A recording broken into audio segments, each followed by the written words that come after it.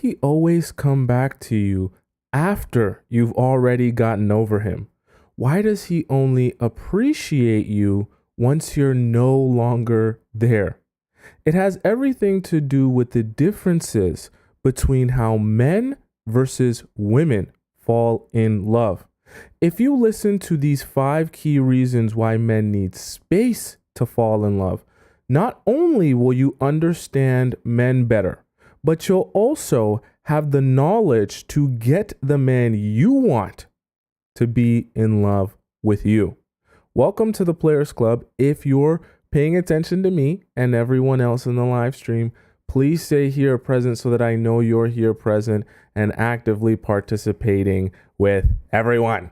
Welcome on this beautiful Friday afternoon for me, depending on what time it is in the world for you. Oh, look, my bottle's empty. I won't be able to drink as much water. My bottle's empty. Welcome to you guys. So, good to see you. We got SH here. We got Kat here. We got Brianna here. Of course, where's Sharice been? I haven't seen Sharice in a while. Sharice is going to be in trouble. We got Ivy here in the YouTube chat. Me lady. We got Based Beauty. We got Anitra, Melina, Enlightened A, of course. Welcome all of you beautiful people. Sorry if I didn't shout you out, but welcome all of you beautiful people. Glad to have you guys here. So excited to spend this time with you. Let's hop right into it, okay? So, number 1, we're discussing why men need space to fall in love. Number 1 is male desire. Specifically the male desire scale, okay? Now, I want to get into this and jump right into it and get detail because this is very important for you to understand. I know for you, actually, let me not even assume. Let me start off with a question for you guys. Do you find yourself liking a guy more or less the more time you spend away from him? Okay? That's my first question to you guys because I don't want to go off an assumption because you guys are all women. You guys have your own perspective. Do you end up liking a man more or less the more time you spend away from him? I want each and every one of you beautiful people to answer in the live stream. You guys know I need you guys to participate, okay? Brown Sugar says less. Natasha says less. More if I'm away from him. Jewel says more. Okay. Dana says way less. Okay. Pretty Miracle says less. AA says less in the YouTube chat. Nadifa says less. Prim says less. Right. Me lady says more. Okay. Ivy said more. Leish says less. Right. Linda says less. Okay. I see a lot of people saying less. I see a few more, but I see a lot of people leaning towards less. Now, the reason I asked you guys that question, I don't want to make an assumption, but I want you to understand for men, majority of us are going to appreciate and love you more when we are away from you, when you are absent from us. And usually that becomes really confusing to you to think, why do you love me more, appreciate me more when I'm away from you? Because naturally, for you guys as women, you women, right? You naturally take the inverse approach, which is why in your relationships, if you've ever noticed this, every time you break up with a guy, it's like at the very beginning, you're really, let me know if this happened to you. At the very beginning, you're really distraught. You're like, oh my God, I can't believe we broke up. I can't believe this relationship's over. I can't believe we're finally done and all the things that happened. And I thought I was going to be with you forever. And you're like super distraught at the very beginning. And then as time goes on, you're like, I was sad about it, but, I'm not so sad anymore. And then eventually you get over it. Meanwhile, at the very beginning, for him, a lot of times he breaks up with you and you're probably seeing him posting, going out, hearing about him going out, spending time with a whole bunch of people like nothing ever happened. And you're thinking to yourself, did he ever even care about me or care about the relationship? And he seems like he's so happy and carefree right after you guys break up. But then a couple weeks goes by, a couple months goes by, and then all of a sudden you start getting texts from him talking about, oh, I miss you. Can we talk? Can I see you again? I want to sit down and have a conversation. I'm sorry about what I did. And he's like apologizing for all this stuff. He's telling you how he wants to do better. But by that time, you've already moved on and you're already moving forward in the relationship and you're over it. Right. And the reason that happens a lot of the time is because we are moving on an inverse scale to you. I don't even know if this is how the scale goes, but we are moving on an inverse scale to you. So as you start in a lot of pain, sorry, I want to get in the screen here. As you start with a lot of pain, you kind of go like this. This is your graph. It goes down and down and down like this until you're like, I'm over it. For us, we start down here, right? When you're absent from us, we're like, oh, I don't care. It doesn't matter to me. And then as time goes on and you're continuously absent, we go up here, and this threshold is just the increasing amount of pain we feel not being with you or being around you, which the pain just translates to the more he begins to desire you as you're more and more absent from him. Okay. Nadeem says out of sight, out of mind. That's the thing. And that is part of the mystery of why you end up so confused on why men seem to only appreciate you when you're not around, or appreciate you when you do less. We talked about why men love women who don't try at all or try hard, right? They seem, all the guys that you don't like, that you don't care for, that you don't make time for, seem to be the ones that are the most obsessed with you. But all the guys you do like, that you do make time for, those are the ones that seem to be not interested in you. And this is part of the problem. This is part of the disconnect, right? Because, right, as you're absent, they actually increase their pain towards you, right? The pain that they feel about you and about the relationship, because they want to see you. They want you to be present. They want to be around you. They begin desiring you more, right? And the pain they feel is of not being able to have you, right? So being absent, right? Even though for you it might be out of sight, out of mind, they begin to feel like, wow, she's absent from my life, but it only makes me want her more.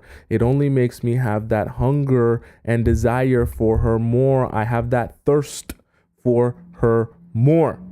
And that ends up good for you, because then you're able to inspire a man to chase after you, right? And be on his hands and knees crawling for you because of how much he desires you and wants you. I know you guys all love to be chased, right? But there's a certain groundwork and foundation that you have to lay in order to be chased, in order to be pursued, right? Guys aren't going to just do that for the sake of doing that. But if you understand what inspires that, then you can change your approach even for the guys that you do like.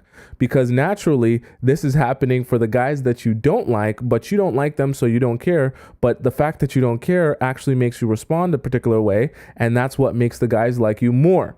But the guys that you do care about, it forces you to respond a particular way, and those ways make them like you less.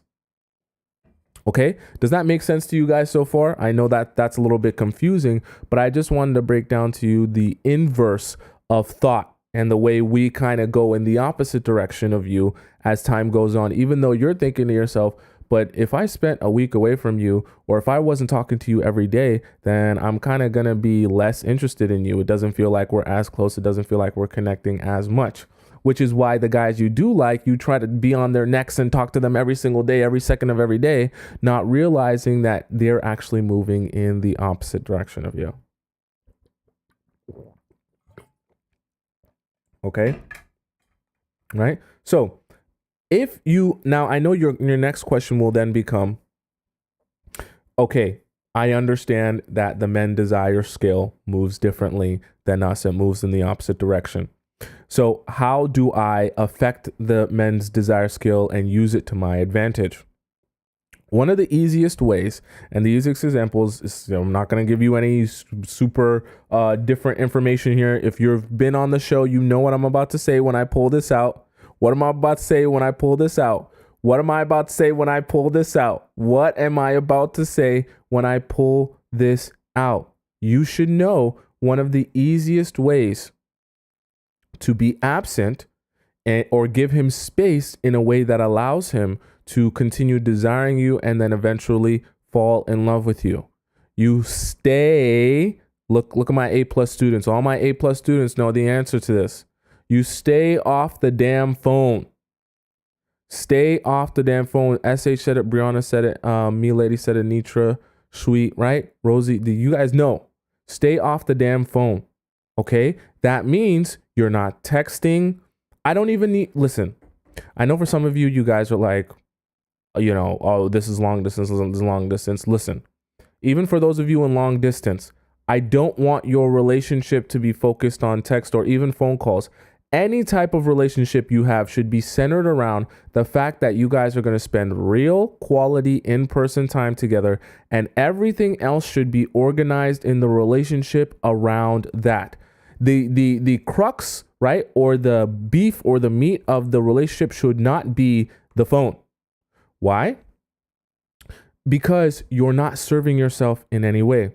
The problem with the phone is it gives him access and you access to each other in very low quality forms. And when we're talking about a relationship, it only works against you the most when you're giving him access to you in low quality forms, because it makes him feel like he's talking to you and seeing you all the time. And remember, we're talking about why men need space to fall in love. So if he feels like he's talking to you and seeing you all the time, 24/7, no breaks whatsoever, you might think, oh, that's good because that means he's going to be liking me more. When in reality, you're not actually giving him any space to desire you more. And when you don't give him space to desire you more, well, then how is he supposed to begin pursuing you the way that you want him or want men in general to pursue you, right? It eliminates his desire and his hunger to pursue you when he feels like he's always talking to you 24/7. Because when you really think about it, the only place to go from talking to someone 24/7, the only place to go, you can't desire them more and want to talk to them more if you already talk to them 24/7. The only place to go from there is down. Meaning the only thing for him to say to himself after a while of talking to you 24/7 is for him to say, well, we talk 24/7, but I wouldn't mind if we talked a little bit less than 24/7. Well, we talk all the time, but I just kind of need a couple days off from her. Yeah, we talk all the time, but I'll take a week away from her. It's getting a little bit much. You see how that happens? And it's very dangerous, especially at the beginning of the relationship when men, you and the man, are trying to feel each other out and get an understanding of, okay, I think I like you, but how much do I really like you? And even if I do like you, do I like you more than I like any one of these other one of my options or just women in general? Right? I want to pursue you, but do I want to pursue you even more than I want to pursue any other woman out there for me? And so what I mean by that is in the process of you guys dating and getting to know each other, he's also determining to himself, okay, how much do I really want her specifically? Until he finally commits himself totally and utterly to you. Okay? Right? And so when you're doing the job of being unavailable over this text, meaning what I mean by that, for those of you who are new here, you don't text at all. Don't text at all. Someone said it earlier. Sweet said it. Oh my gosh, that was my flash. Sweet said it earlier. You use the phone as a scheduling tool, meaning this is only for the purposes of knowing and scheduling with each other when the next time you're going to see each other in person is. This is like such a key important part, right? Shelly-Anna says no one else teaches. It's crazy because this is actually such a key important part of how we date today that if it's not properly taken care of, you will ruin everything else that you're working for. Okay? Everything else. Because we have become accustomed to using the phone as a form of building our romantic relationships, but you don't understand that it's actually hurting your ability to get the type of relationships you want and to elicit the type of responses from men that you want. Right? Because like I said, that kills his desire to want to actually see you in person when he feels like he's always seeing you in person. Right? Judy says, what now as we FaceTime every day before I sleep? Horrible. Cut that out. Cut that out immediately, Judy. And any one of you else who are doing the 24/7 text all the time, Snapchat all the time, FaceTime 24/7. Why? Because if he's this is the thing. See, you're texting and calling him and all that stuff on the phone because you feel like you're getting to talk to him and see him more and spend more time with him. That's how you feel when you get to FaceTime him or call him or text him 24/7. I'm not just talking about Judy, I'm talking in general. That's how you feel. But then that's also how he feels. So then think to yourself, if he feels like he's always seeing you and talking to you and spending time with you, why would he then be motivated and have the hunger to say, oh, I'm not seeing and talking to her enough. I want to actually see her on a date in real life, take her out somewhere where we got to get dressed up and I got a plan, I got a schedule. We'll go somewhere nice. We'll eat some food and all that good stuff. When he's already getting that same fulfillment and satisfaction from FaceTiming you 24/7 all the time, every single night. Do you see how even for the men that don't realize this is happening, they don't realize that it's killing and hurting their desire for you? They just know that they get to talk to you 24/7 all day, every day. And then they also naturally feel the satisfaction of talking to you through the phone. So they don't feel the hunger to say, I need to see you in person. I need to take you out on a date. I need to spend some real time with you because I'm not getting that over the phone. I'm not getting that feeling of fulfillment or satisfaction over text because you're not texting me. We're not calling. We're not speaking. But I know that I want you, and it's literally paining me inside the fact that I'm not seeing you or speaking to you. So when are you free? I need to take you out on a date. Do you see how that works? Right? His only option for you becomes seeing you in person, and it becomes agonizing to not be around you. And that space is what allows his interest in you to continue growing, that when he doesn't, vice versa. I just said, if he's talking to you 24/7, the only thing for him to say next is, I would love to talk to her less. Vice versa. If he feels like he never gets to speak to you at all, the only place for him to go from there is, I wish I could talk to her more. I wish I could see her more. I wish I could spend more time with her. As he begins to think that, right, his desire and hunger for you grows. I'm talking about like emotionally. As his desire and hunger for you grows, right, then he begins acting on that desire and hunger by pursuing you, right? And see, it all kind of snowballs in the direction that works for you and is what you need. Okay. Libra says, is a 30-minute convo okay a few times a week? My advice to you, if you guys live within an hour driving distance of each other, my advice to you would be we're going to talk about anticipation in a bit, but my advice to you would be to leave the conversations to an absolute minimum outside of being a scheduling tool for seeing him the next time. Okay. That's my honest, truthful advice to you. Okay. Simply because the moment I say, just have a few conversations, 30 minutes a week. Now you're starting to think, it's fine if I just have a few conversations. Then you get sucked into it. And now you're lost because now you don't know how to cut it off or when to end it. Or, we're talking about something serious now, so I got to text him or I got to, right? And then you just snowball into the wrong direction.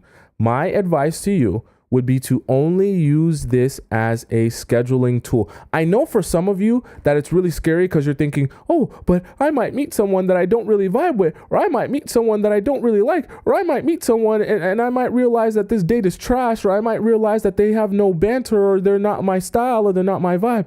That's fine. That's perfectly fine. You do understand that, right? When you go out on these dates, you don't owe him anything. And that doesn't mean you have to give him anything because you guys are on a date. You're on a date to feel each other's vibe out. And it's a much better way to feel someone's vibe out when you actually meet them in person and you judge their character or how you feel about them based on your in-person meeting, rather than hoping that the phone will warm you up to who they are, that you can go out on a date, when in reality, the phone might warm you up to the person they're not, and you go out on a date with them only to realize that they're not your vibe.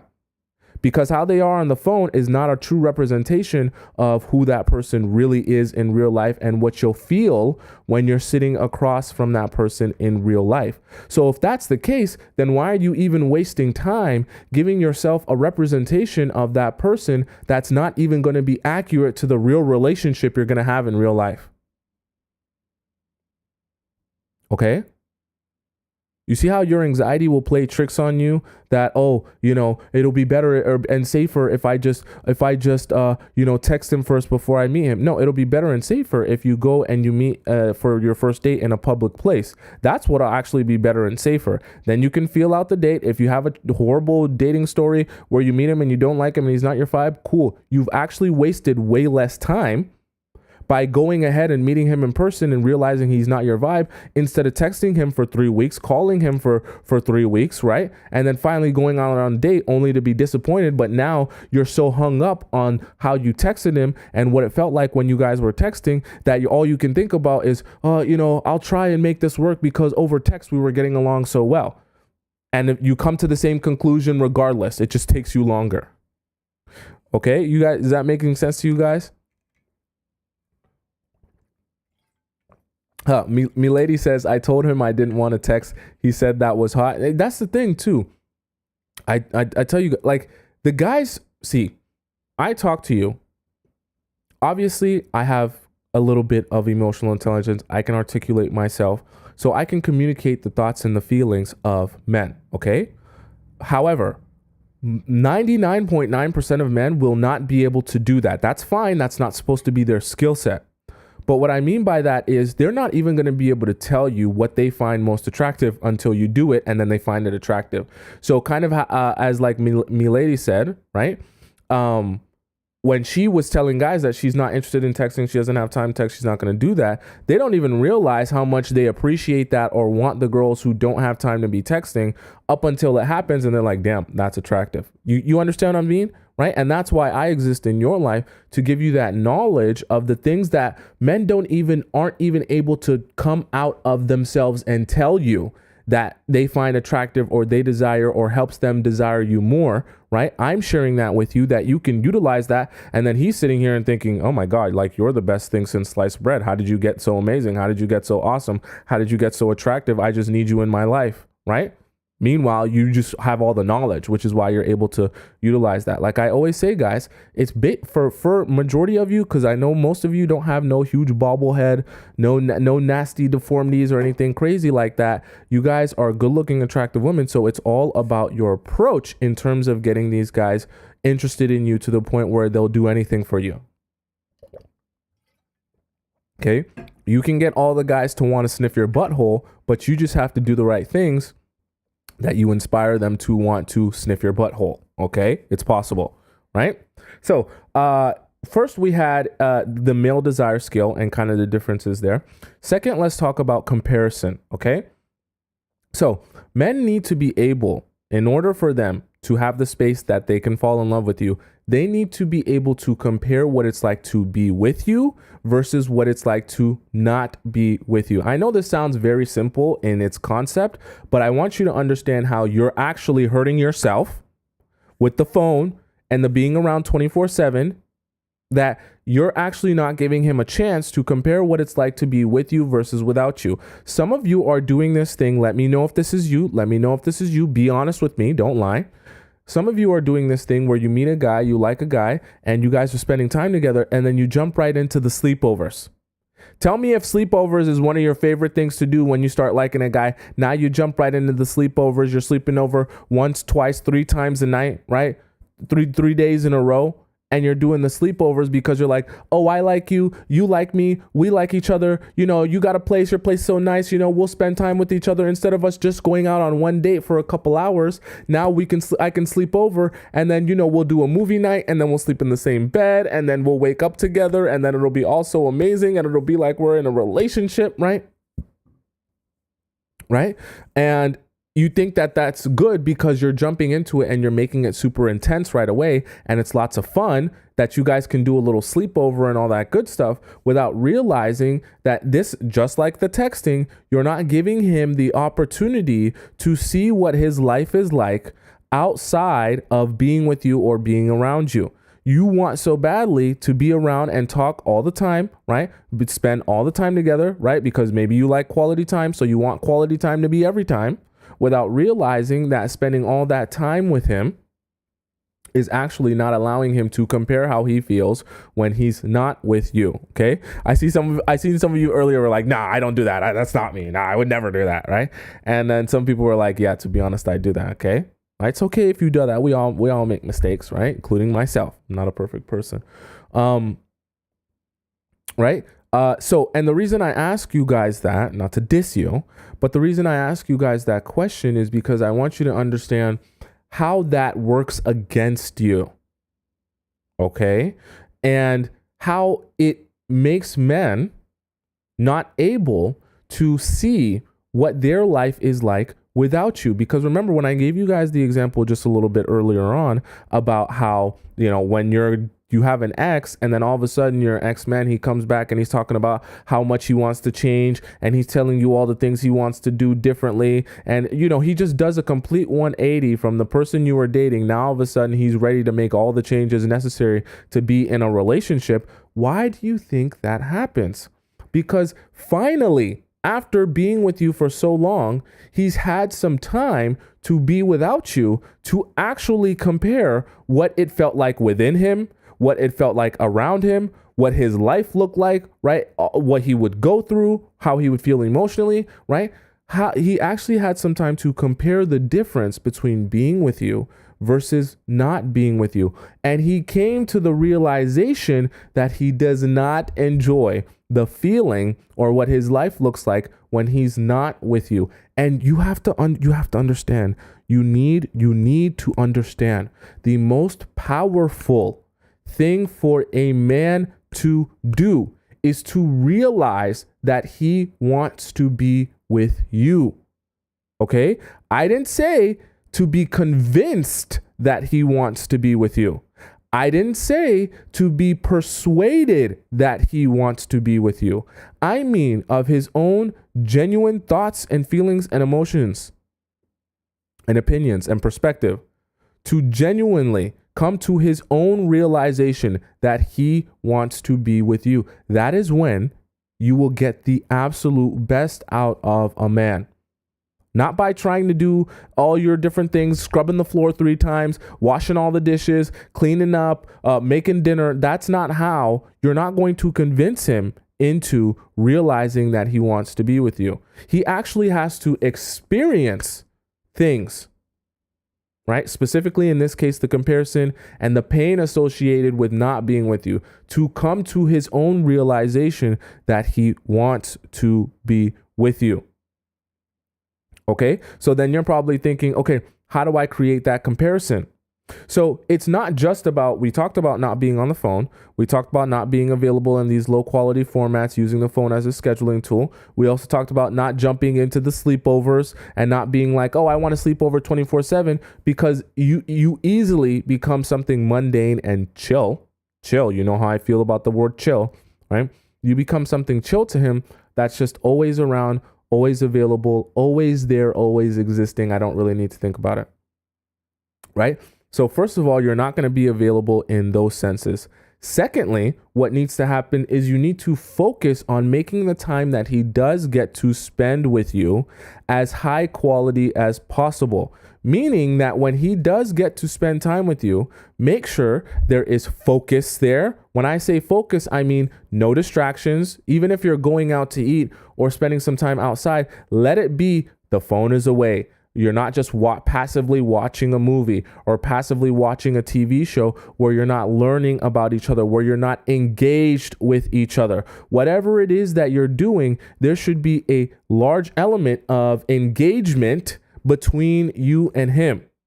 Doesn't necessarily mean you got to sit down and it's got to be a therapy session, but you two should be engaged with each other. Let him feel things when he's with you, whether happy emotions, laughter, crying, just let him feel things when he's with you. Because remember, I always tell you, people don't remember what you say. They remember how you make them feel. So when you're engaging him on these dates, and you can engage someone by asking them good questions, by being a great listener. It doesn't even have to require doing a crazy activity to be engaged with each other, right? You can be engaging in the time that you do spend with him for only a short period of time, that by the time he walks away from this date, by the time he walks away from spending time with you, all he can think about is how engaged his own emotions were around you and with you, and how alive it feels to spend time with you, versus how mundane and boring and uninteresting it feels to not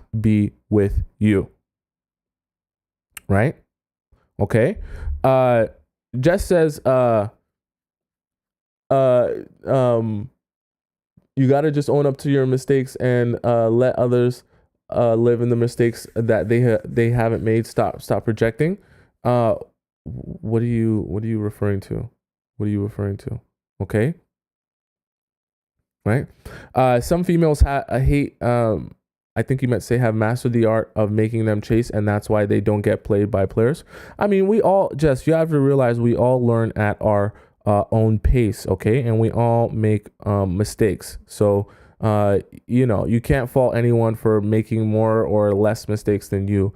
We're all just learning at our own particular pace. You understand what I'm saying?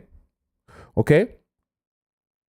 Doris asked, can this live be recorded? Yes, it's available on my YouTube. You just go right above my head and you can type in my name on YouTube, and I'm live at the exact same time. So once I leave live, it will be available there as well. Okay. The Primal said it's a cat fight in the comments. That's crazy. I was like, what's going on? Okay. So male, does that make sense to you guys though so far? So male desire was number 1. The comparison was number 2. Okay.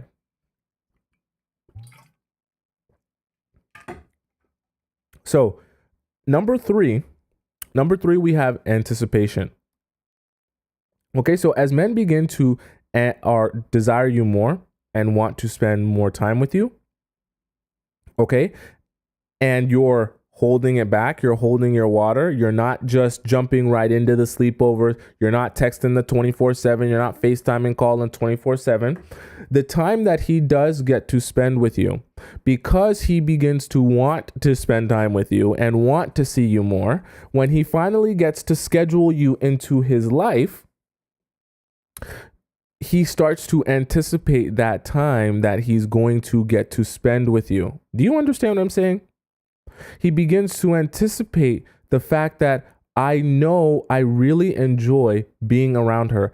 I know I really enjoy what it's like to spend time with her. I also know I find it really boring or uninteresting or just sad whenever I'm not with her, because I can compare the two. Now that I've had space from her, I can appreciate her for who she is and what she brings into my life. So now I know when I do get to spend time with her, that's a really exciting period in my life for me. And because that's a really exciting period in my life, I'm going to be anticipating all the time that I do get to spend with her, because it doesn't come for very often, but when it does come, it's always amazing and it always makes me feel amazing. And so he builds his anticipation for you every time he's about to see you. Do you understand? Okay. So, Jukebox asks, please talk about long distance relationships. Here's my thing with long distance relationships, and I tell you guys this all the time. There's a difference between a long distance relationship and having a pen pal, because some of you are in a pen pal situation. What I mean by pen pal situation is all you're doing is texting and maybe calling and FaceTiming with no actual intention of meeting up and spending real quality time in person. You're just kind of texting and FaceTiming because it's cool, and you think all the people who don't live in your city are way better than the people who live in your city. That's the problem, because these pen pal situations, right? All the focus is on the texting and maybe some of the calling and just feeling like you have someone there 24/7. Remember the feeling like you have someone there 24/7, with no intention of actually building the relationship the way it's meant to be built, which is only going to come from in-person quality time. Unfortunately, I know that's unfortunate to you. I know some of you wish you could just get to know someone over text, but that's not how it actually works. You're not going to marry the best texter. Actually, maybe you might, but you'll probably be very disappointed if you marry the best texter. Okay. And that's my thing about long distance relationships. Now, obviously, that's different from spending some real good time with someone and building an in-depth relationship. And then maybe one of you guys moves or goes to school or something like that. And then it's long distance, in which case, either way, your relationship should still always be focused on, okay, when are we going to schedule and spend real in-person quality time together? Okay, now we know we're going to see each other in 3 months. We're going to spend a week together. Now we can start thinking about, keeping up on our relationship outside of just the time we're going to spend with each other. See, a lot of you in long distance relationships are doing it the opposite way. You're doing okay, let's talk 24/7, right? Over text, and maybe we'll call a little bit and some FaceTime, but we never actually discuss when we're actually going to see each other in real life, right? And spend real quality time together. And you guys are doing it backwards, as opposed to getting that down first and then focusing on how you maintain your relationship up until that point. And even then, you should still be mainly focused on FaceTimes, right? Or calls if you have to do a call, but not just doing a call or FaceTime. And we'll get to this. This is actually part of anticipation. You're not just allowing him to see you whenever, because part of this, as he begins to desire you more and want to spend more time with you and want to spend more time around you, whether you're in a long distance relationship or not, you want to do the job of forcing him to schedule you in order to see you or hear from you. Did you hear what I said? This is very important, because if you don't pay attention to this and you don't actually follow this, you're going to be very messed up and you're not going to be able to get what you want out of this situation. You need to force him that in order for him to see you and hear from you and spend time with you, even if it's in a long distance relationship or FaceTime you, he needs to have to schedule you in order to get that access to you. Why? Because that's the only way he can have space from you, but then also be able to build his anticipation for you. Right? As you force him to schedule you, now he can't just say, I wasn't really thinking about her, but she just popped into my mind because she posted a story with her huge dump truck falling out of her pants, and her pants are so tight in her dump truck. I'm feeling a lot of blood flow in my lower extremities, so I'm going to hit her up and, see if she can hang out today or in a couple hours, right?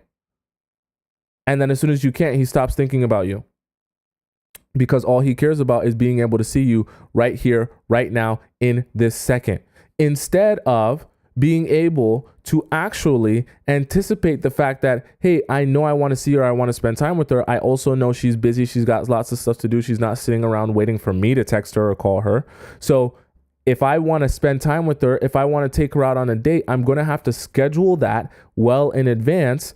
And if I'm scheduling that well in advance, then now I'm anticipating the fact that I scheduled this time with her, that I know I'm going to see her and finally talk to her and spend some quality time with her. And I'm going to enjoy that time. I'm looking forward to that time.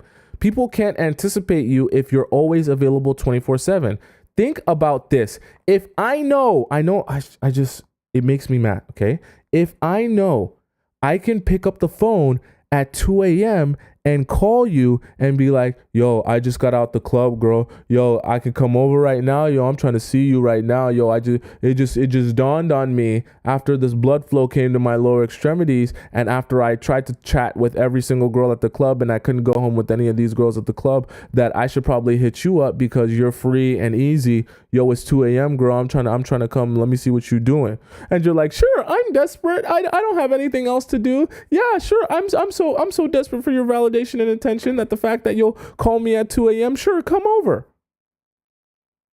Right? It's impossible for him to anticipate you that way. Actually, he never thinks of you that way. All he thinks about is how you'll be the last resort if he ever runs out of options, because you're always available. He will never have to anticipate you if you're always available.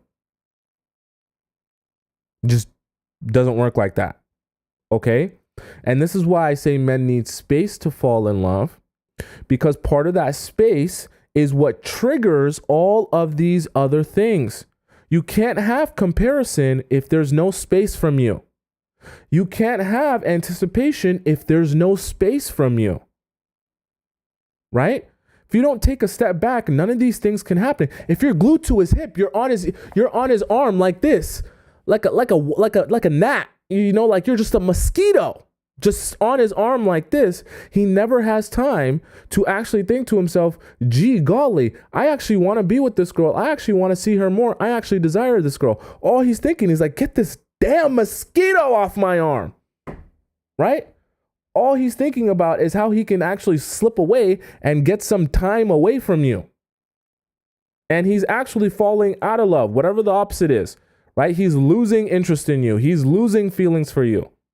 You're always there 24/7. Hey, I just got up. What are you doing today? You just woke up. Okay. Are you brushing your teeth? What type of toothpaste do you use? Send me a Snapchat of your toothpaste. Is it Colgate or which one is it? Is it Arm & Hammer? I want to see which one what are you eating for breakfast? I know it's only 3 minutes later. What are you eating for breakfast though? I want to see. Let me see. Snapchat me because I'm addicted to attention, please.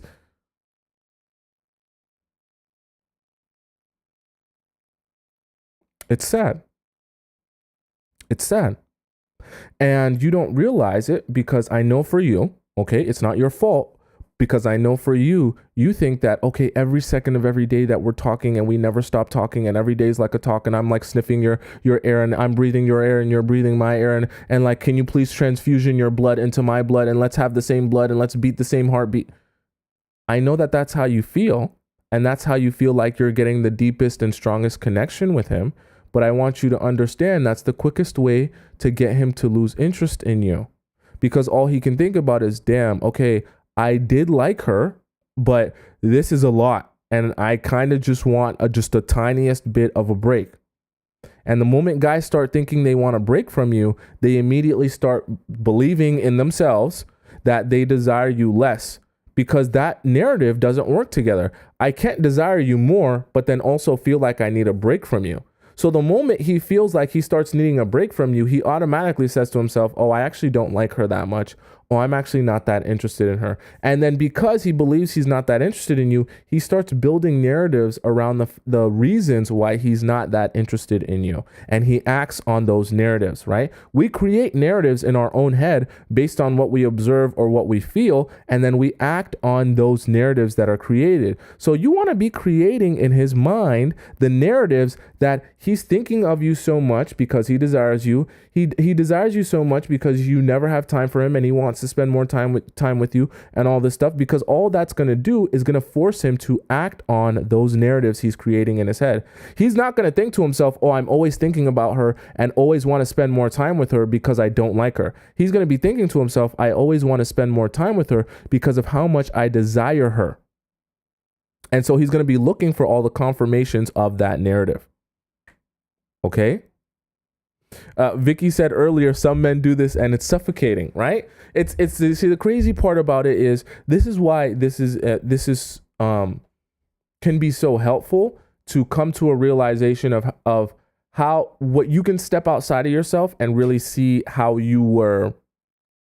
other people were receiving you. And it can be very sobering, but also very beneficial. Because when you better understand how other people are receiving you, you can also understand how to change or adjust your approach so that they receive you differently. Okay, because just like Vicky said, when this is getting done to you, when someone is suffocating you, it feels very icky and disgusting. And you're like, please get away from me. I'm not interested in you. But when you like someone, it's hard to realize that you're suffocating them. Okay, and it's very hard to take a step back. All right. Jill says, are you a therapist? No, I'm just a regular human being just like you, with thoughts and emotions and feelings just like you and experiences just like you. I don't have any particular information that you can access or experience in your own life. Okay. We just discuss things that maybe something I say might pull out an idea or a concept that was already existing inside you. I don't have any answers to your life or, a doctorate degree that I'm going to give you and say, hey, these are the answers to everything that you've been going through. Okay. Wow. Anitra donated, super chatted in the YouTube chat. She super chatted $30. She didn't even say anything. She just super chatted $30. So thank you so much, Anitra, for the $30 super chat. I think that's actually, well, let's all give Anitra a round of applause, because that is the biggest donation I think I've ever gotten on this live before. So I really appreciate that. Anitra, I actually really do. That definitely is the largest donation I've ever on TikTok or on YouTube. So everyone give Anitra a round of applause. You didn't even ask a question, but thank you very much. I really appreciate you. Thank you. Okay. So that was, I hope you guys are following so far. So I talked about the male desire scale. I talked about the comparison. Okay. And next was the anticipation. Fourth, I want to discuss with you guys intention, okay? I told you earlier that men are creating narratives in their mind based on how they think they feel towards you and about you. So as you're scarce to them and they want to spend more time with you, they say to themselves, oh, I want to spend more time with her because I like her more. That narrative that's created, they now look for confirmations of that to continue believing that, and then they act on those confirmations. Right? So because of his increased desire for you, he begins to feel and act on that internal feelings and thoughts that he's having, and become more intentional with you, because he feels that those feelings that are being created within him because of how you're responding to him and how he feels about you are genuine to him. And so the intention is a result of the comparison, the anticipation, and the fact that men are only able to appreciate you truly and genuinely when they're spending time away from you. Because now that they have the space to say to themselves, I actually like her. I want to spend more time with her. I like her because of these reasons. I want to see her more because of these reasons. She makes me feel so good. I want to be around her more, go on more dates with her. That leads to him wanting to take action on those thoughts or feelings or that narrative that he's created. Okay? Because within himself, he understands, okay, I must feel this way about her because I genuinely desire her. If I genuinely desire her, then I'm going to pursue her. Okay? This is why I always tell you guys, the most powerful thing for a man is the realization, not being convinced that he likes you, not being persuaded into liking you. It's for him to come to his own realization that he desires you and wants to pursue you. This is why I always tell you guys, I know we talk about men and what men want, what men think are interesting and attractive and all that good stuff. But the plus side about that is all of the stuff we discuss doesn't actually mean you have to do anything for those men. In reality, the most attractive version of yourself is actually someone who invests in yourself. And in the process of you investing in yourself, you become attractive to all of the men.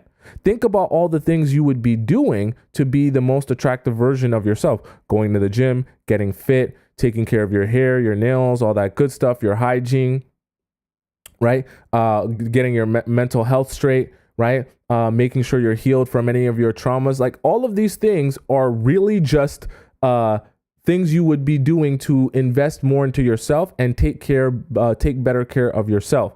Then the men come across you and they're like, damn, you're healed. Damn, you're bad as hell. Damn, your dump truck's hitting. Damn, you got a small waist. Damn, you got a great vibe. Damn, your energy's so on point. Damn, you make me smile. You make me laugh. Yo, you got just such a good energy to you, right? And they think to yourself, you're so attractive to me. I want you. I want to pursue you. And all you did was invest in yourself. You didn't do it. Like, you didn't do anything. Meanwhile, there's other girls who are desperate for attention and validation. They're like, no, but look at me. No, don't look at her. Look at me. I'm scrubbing the floor. Please, can you look at me? I'm scrubbing the floor while I'm cooking dinner, while I'm doing everything that you want. Please, anything that you want, I'll do it. How do you want me to act? How do you want me to talk? How do you want me to walk? I'll do anything. I'll do 30 things at once. I'm losing my mind. Please, just pay attention to me. Why are you paying attention to her? She doesn't even like you. Like I like you. I'll do anything for you. I'll literally take a bullet for you. Anything you want.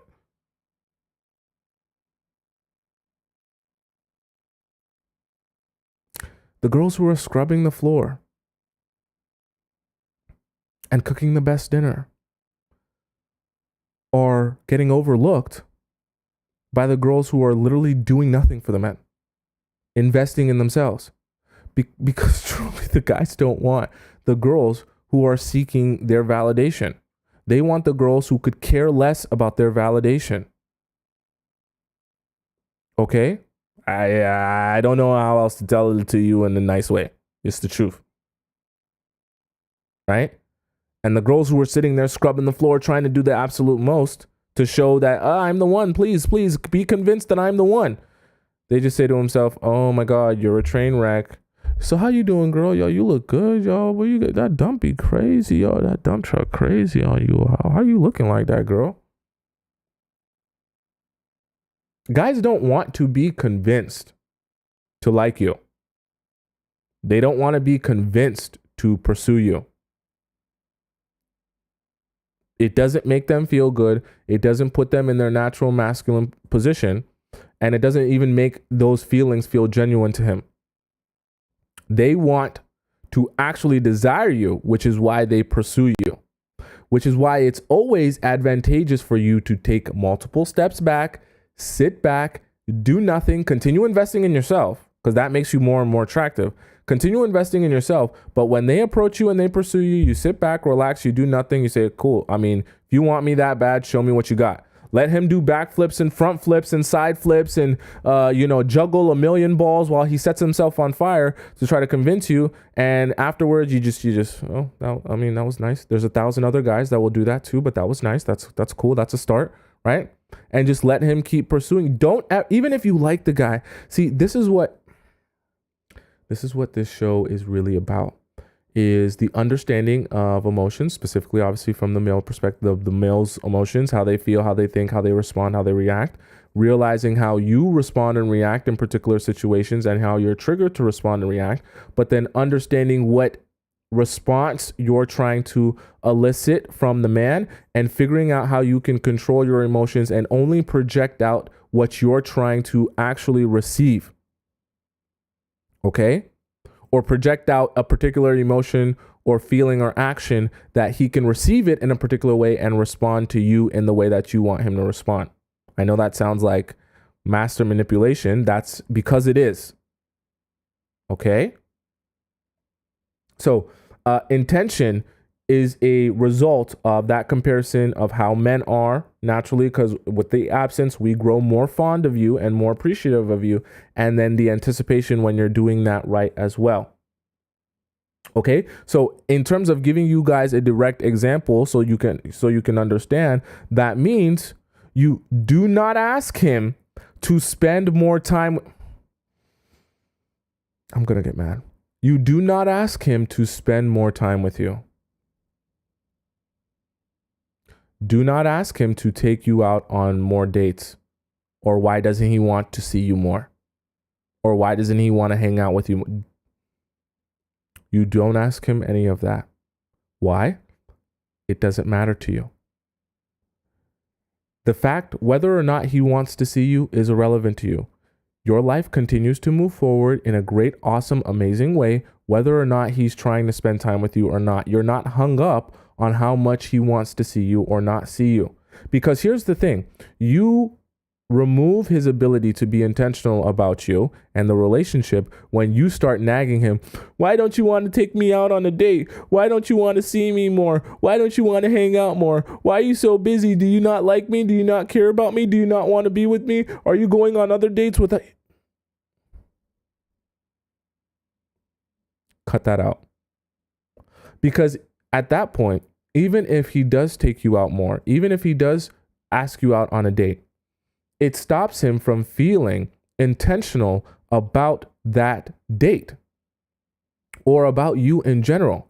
He now feels, going back to what we talked about before, he now feels like he's being convinced to like you, convinced to love you, convinced to be interested in you, convinced to pursue you, rather than being like, no, I like her so much and I want to be with her so badly, I will do anything to get her.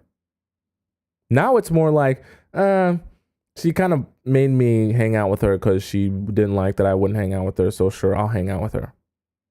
I need you to understand that your power is in keeping him hungry for you. Hungry. Okay? Starving.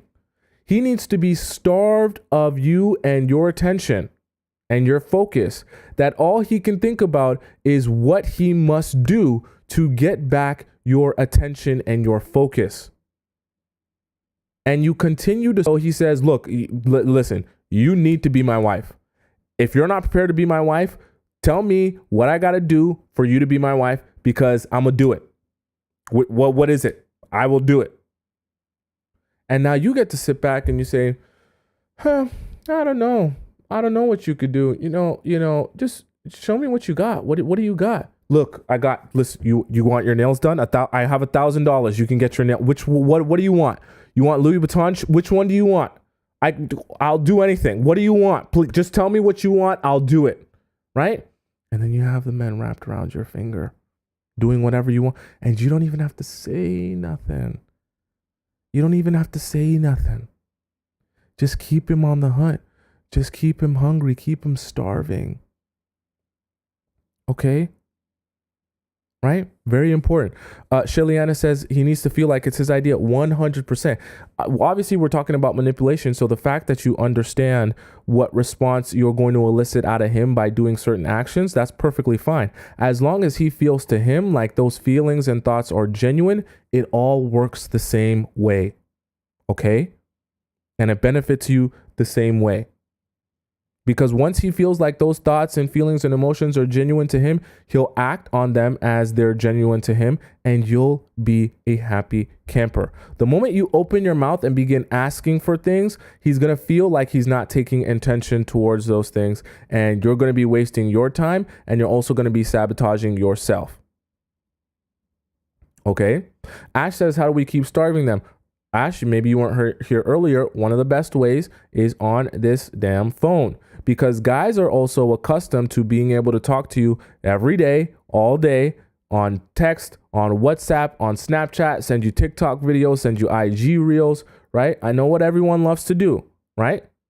And they're so used to you being available to them all day, every day, right? That they feel like they're talking to you all the time. Even for those of you that are like, but what about calls? What about FaceTimes? Well, are you trying to be in a relationship with the best FaceTimer or the best caller? Or are you trying to be in a relationship with the person who you feel the best to be around in real life?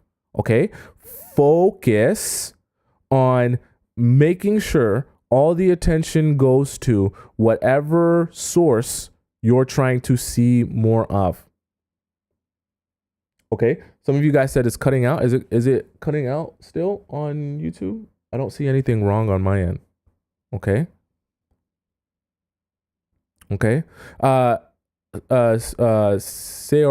Seorla said, how do we differentiate love bombing from being intentional? The difference between love bombing and being intentional, love bombing a lot of times will come with words. And majority of the time is only just words. Being intentional comes with actions. Okay. So for example, him saying, yo, I want you to be my wife. I want you to be the mother of my children. Oh my God, all that good stuff. That's words. Okay. So he can say that 1,000,000 times and not actually do anything. Actions would be, yo, I really want us to go on a date. When are you free? And then you actually end up going out on the date. That's an action. Okay. Okay. I see for some reason on YouTube, I think some people are hearing me and some people aren't hearing me. That's very strange. I'm not sure why that. Try refreshing, because if some people can hear me, then I don't think it's I can see on my Wi-Fi here. It's not a me thing. Might be a YouTube thing. That's strange. Not sure why that's happening, guys. Okay. Just give it a little bit and it'll probably resolve itself. Okay. Self says, what if I see him every day at work? That's fine if you see him every day at work. That doesn't mean that you have to talk to him every day at work. Okay. You can still be scarce even in seeing him all the time. Okay. you can work with him and not necessarily speak to him all the time, or allow him to initiate the conversation. So when he does want to speak, when he does want to talk, when he does want to whatever, he can come to you and he can talk. He can come to you and he can speak. Doesn't mean that you have to go seeking him out. You understand? Okay. Let me just move this over a little bit. You don't have to come seeking him out just because he wants to spend time with you. Let me know if it resolves for you guys and on YouTube, okay? Because usually YouTube doesn't do too much glitches. Someone said, Kan Chan said, till the last breath, men look for options, all women, even. Oh my gosh, that's crazy. That last part's crazy. Okay. Winter says, what if it's semi-long distance? Same thing as long distance. You're always trying to not inspire them, but the focus always has to be on scheduling the next in-person meeting, and then everything around that is maintenance. And when I'm talking about maintenance, is just maintaining the relationship until the next in-person meeting. Don't be a pen pal. Don't be a pen pal. Don't be a pen pal. Christina says, we're married and I feel like it would be a betrayal. A betrayal to do what? To take a step back? And listen, guys, I don't want you guys to listen to what I say and then take it to any one extreme.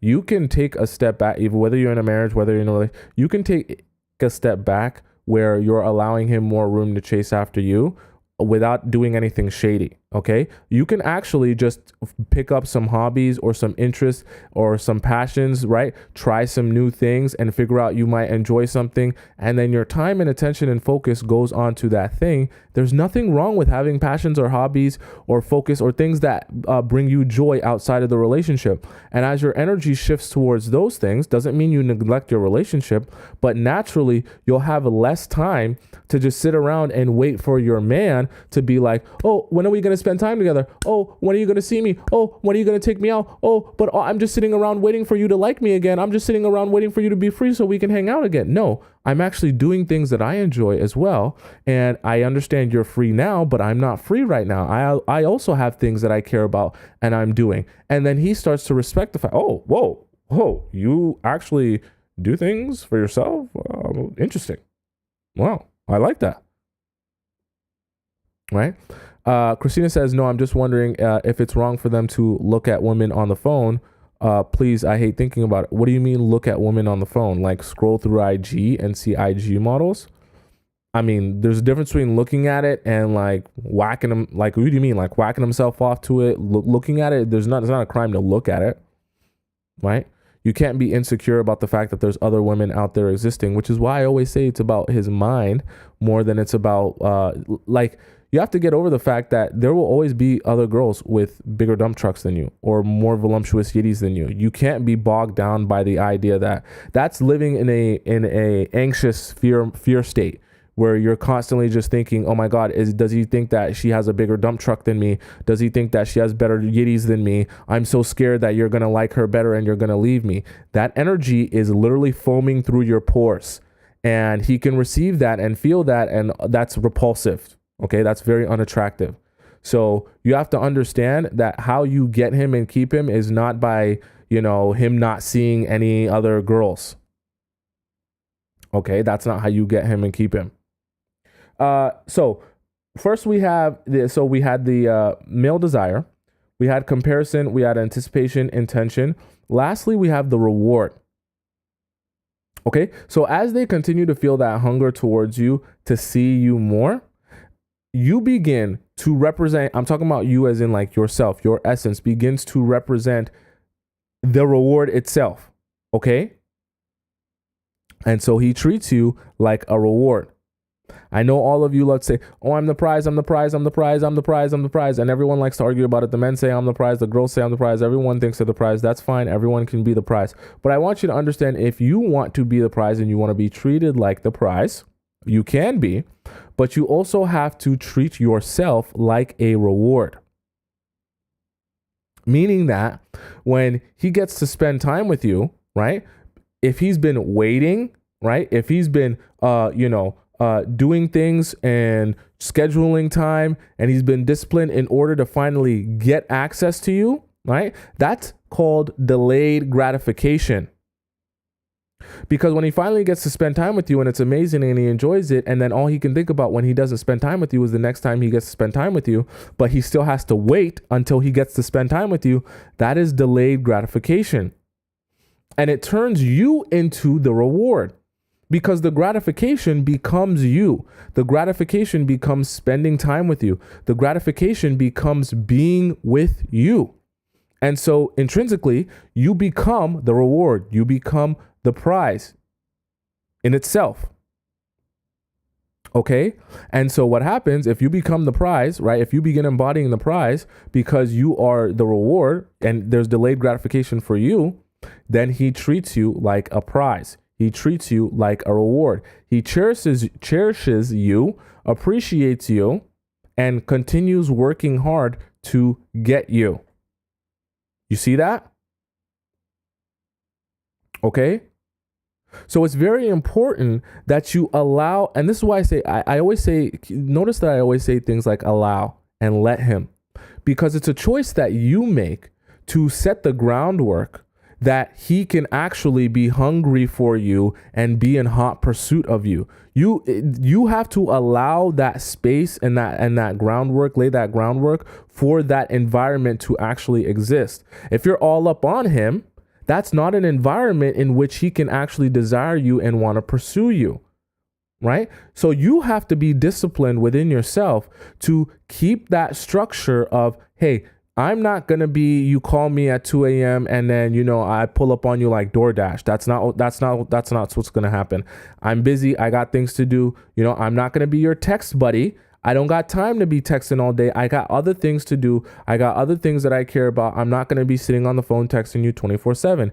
Cool. I understand you want to call me and FaceTime me, but look, to be honest with you, I'm not here to be in a FaceTime and call relationship. You want to pull up on me, you'll get the best version of me when you pull up on me in person. Okay. I'm not here to tell you should take me out on dates or anything like that. I'm just letting you know, you're saying you want more of me. You want to see me more. You want to hear from me. The best way to do that is, to see me in person. I'm not really a text person. I'm not a phone person. I got lots of stuff to do, and those things require my utmost attention. And then that allows him to take intention within himself, right? That, hey, I know I want to see her. I know I want to spend time with her. I'm going to schedule out some time with her, whatever I got to do. So whenever she's free, I'm going to make it work so that I can see her. And you stick to the delayed gratification and allow him to feel rewarded for the fact that he does get to spend time with you, but also understand that it takes work to see you and spend time with you. It's not just whenever you're available 24/7 all the time and you're just come through the door like DoorDash. Okay? Right? So you always keep him on the hunt, continuously working hard for your time. So what ends up happening is when he's working hard for your time and he's trying to get more and more access to you, it stops. It doesn't matter if he's busy. It doesn't matter if he's a CEO of a company. If he's in pursuit of you because he knows he wants you and you stay back, you don't go on the offensive, he's forced to start saying, okay, I need to work around your schedule. I need to figure out when you're free because I want to date you. So if I want to date you and you're busy and you don't have time, I need to figure out what you need or what I can do to help you make time or have time that you can spend time with me. Or when you're available, what do I need to schedule? What days do I need to take off so I can spend time with you? And just that fast, he's working around your schedule, even if he's a busy guy. Okay. I told you, some of you guys get so much anxiety that, oh my gosh, if I'm not all up on him 24/7, if I'm not making it super easy for him to see me and hear from me, then he's going to stop being interested in me and he's going to stop liking me. In reality, it's actually the opposite. The more you're available, the more you try to make it easy for him, he's going to not be interested in you. Nushi says it perfectly. She said, interested guys are never busy. I don't care if he's a CEO of a Fortune 500 company. People love to, this makes me mad. I'm going to go on a rant about this. Okay. Don't let I understand everyone has their own different, unique perspectives. Okay? And I accept that. I just don't want you to listen to people talk about what guys do or don't do in a way that makes them look cool and amazing. But in reality, when it comes to how they actually respond to that, they don't respond positively. What I mean by that is some guys will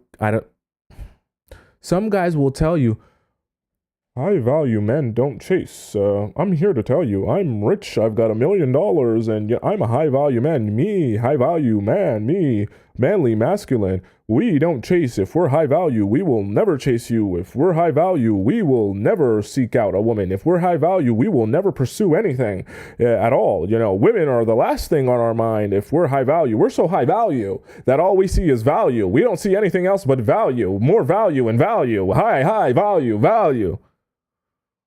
It's ridiculous, okay?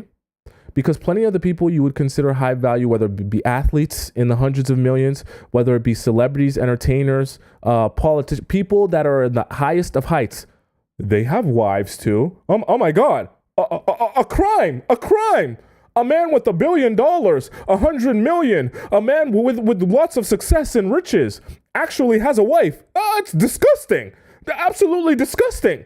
How could he possibly have a wife? Because women are like, that's the worst thing you could do. It's ridiculous, okay?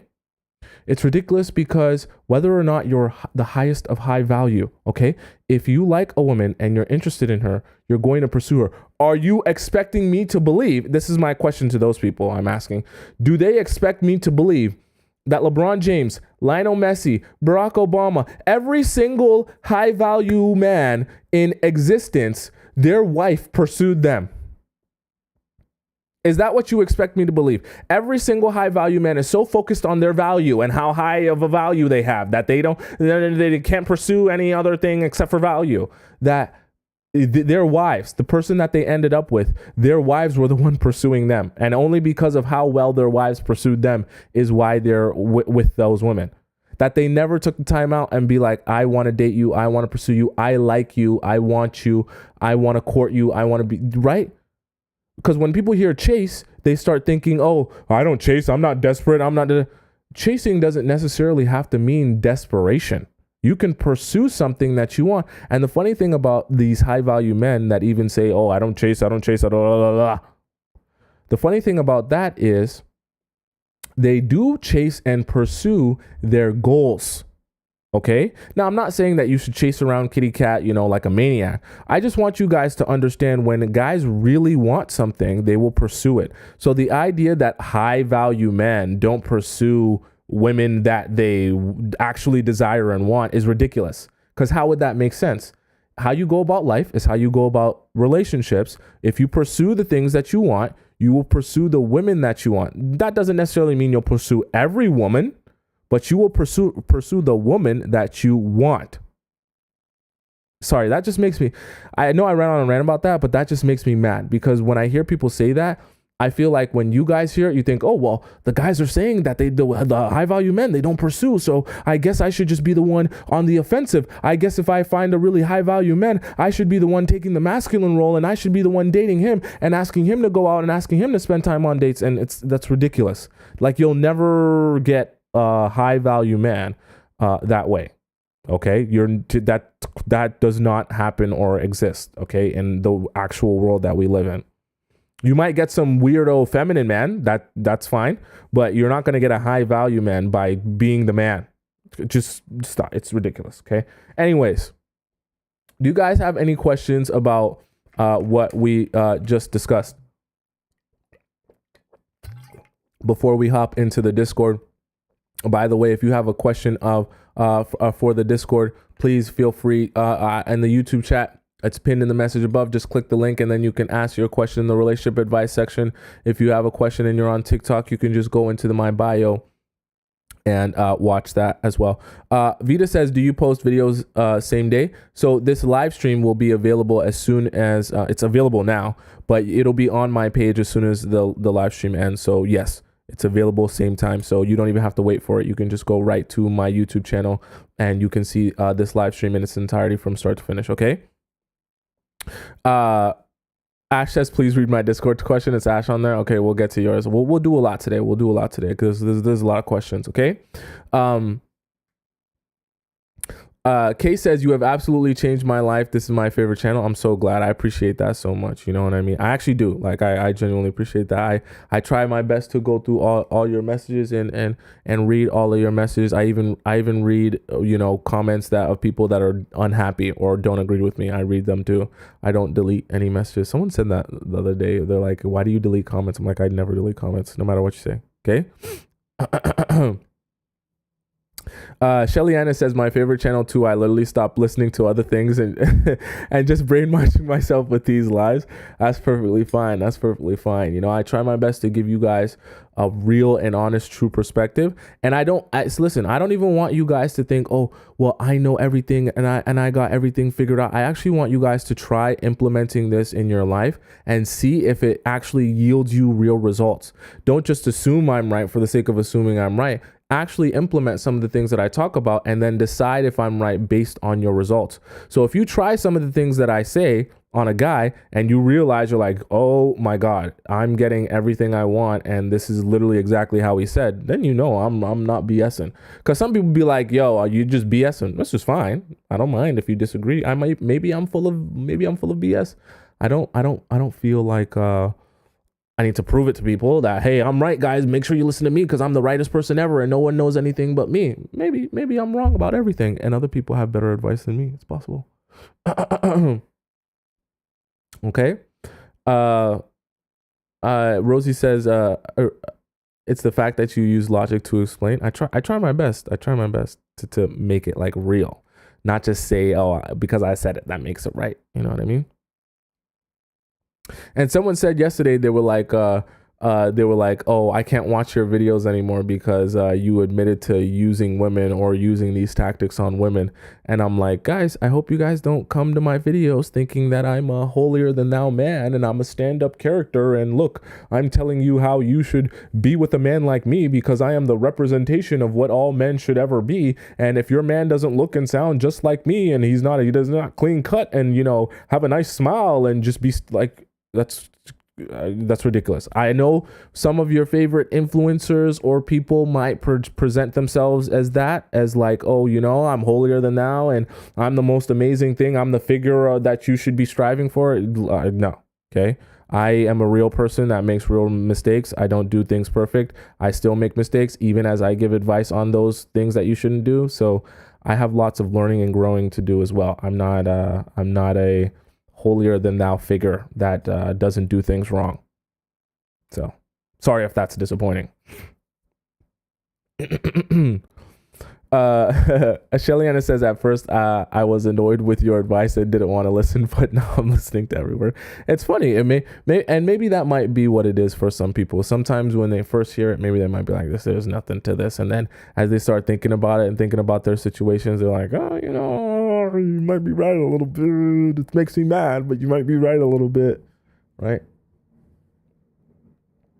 Anisha says, it taught me not to look down on anyone who had the same flaws as me because I did the same things that got me here, but that made me better. That's actually a perfect segue to the Discord because the Discord is a great way for us to all see that we all make mistakes, and some of us all make the same mistakes and end up in the same situations. And it's actually kind of beneficial to see how other people fail because one, it helps you realize that you're not alone, but it also kind of helps you kind of step outside of yourself and realize that, oh, I see why that was a mistake, but it's more obvious to me because I'm looking at it from the outside perspective as opposed to being in it, right? Because when you're in it, it's harder to see how your actions reflect outwardly. You know what I mean? So perfect segue. It's Discord time. It's Discord time. It's Discord time. It's Discord time.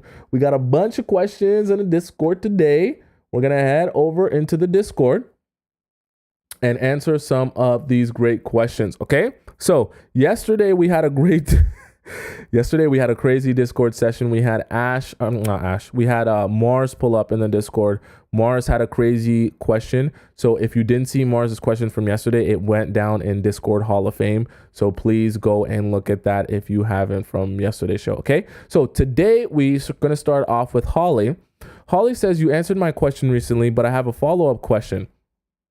It was about only wanting the quality weekend evening dates that I like and not accepting being a midweek 5 to 9 quick snuggle. I am steadfast on that. Now, I haven't heard from him in 2 weeks. Shocker. I started using text to schedule only now, which may look like a 180 and could seem like I'm no longer interested. He did say communication is key, but he thinks that's texting. He obviously realized I'm not doing weeknights, so why pursue me anymore? Why bother? He's just going to leave me to come to him now. It feels like a battle of wills, like who's willing to hold out for what they want more. Maybe excuses, but he's a fence builder, and I know this is going, and makes all his money in the summer. He's all consumed by work and building his business. It's what he's most invested in, respectfully. So his fun time is limited to the weekends after all that labor, and seems to maximize it with fishing or being with his close friends. He's not a club guy. It's a small town. I just don't think I'm important enough to him to want to give that up for the quality time I told him I require, which isn't as fun, I guess.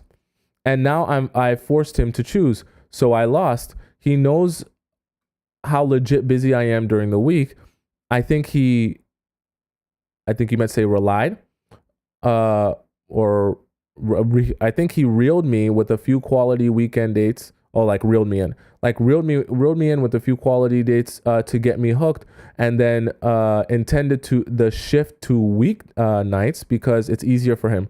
Probably wants some fun when it fits his schedule, and maybe he's given up completely. I know I should put this out of my mind completely and move on, but I am comforted by having a plan of action for if he comes back. I feel strongly that he will reach out eventually. I see he's mirroring me and giving me the silent treatment like a taste of my own medicine. I see what's happening. What should I do if he comes back? I'm not budging or on getting what I want. This is good, Holly. This is good. You're doing good. Stay strong. So very important, Holly.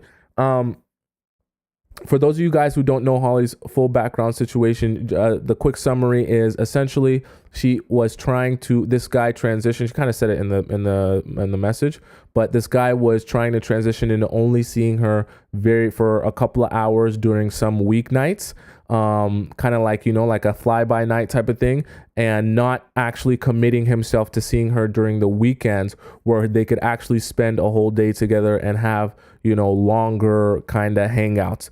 And she just didn't like that, which she shouldn't, because that kind of speaks to, he just wants it to be very quick and convenient. Obviously, if he's only seeing her for an hour and they're getting intimate, by the time you get intimate, you probably only have 20 minutes, 30 minutes of small talk, and then he's gone again. So that kind of implies just, he just wants that little fun. But even though he has time on the weekends, he was trying to keep that time for his boys, for the other stuff that he actually finds fun outside of just, sleeping with her. You know what I mean? And so for you, Holly, I think you're doing a very good thing in holding out. I do agree at the end here, this is kind of a battle of wills. And he's kind of mirroring you and giving you that silent treatment to see how you feel and see if it's going to break you. I think you started making excuses like you said, right? Now you see your will is actually already breaking. As you're making this excuse, I can tell your will is breaking, which is why you came up with this whole excuse of, during the summer, he's more busy. He's building decks. He's a fencer. He's building the business, so his fun time's only on the weekends. Look, at the end of the day, he has time on the weekends to spend with you. It's not like he's actually doing something that's required of him for this business that he literally can't spend any time with you. He's choosing not to use the weekends because he would rather spend that time with his boys. Okay?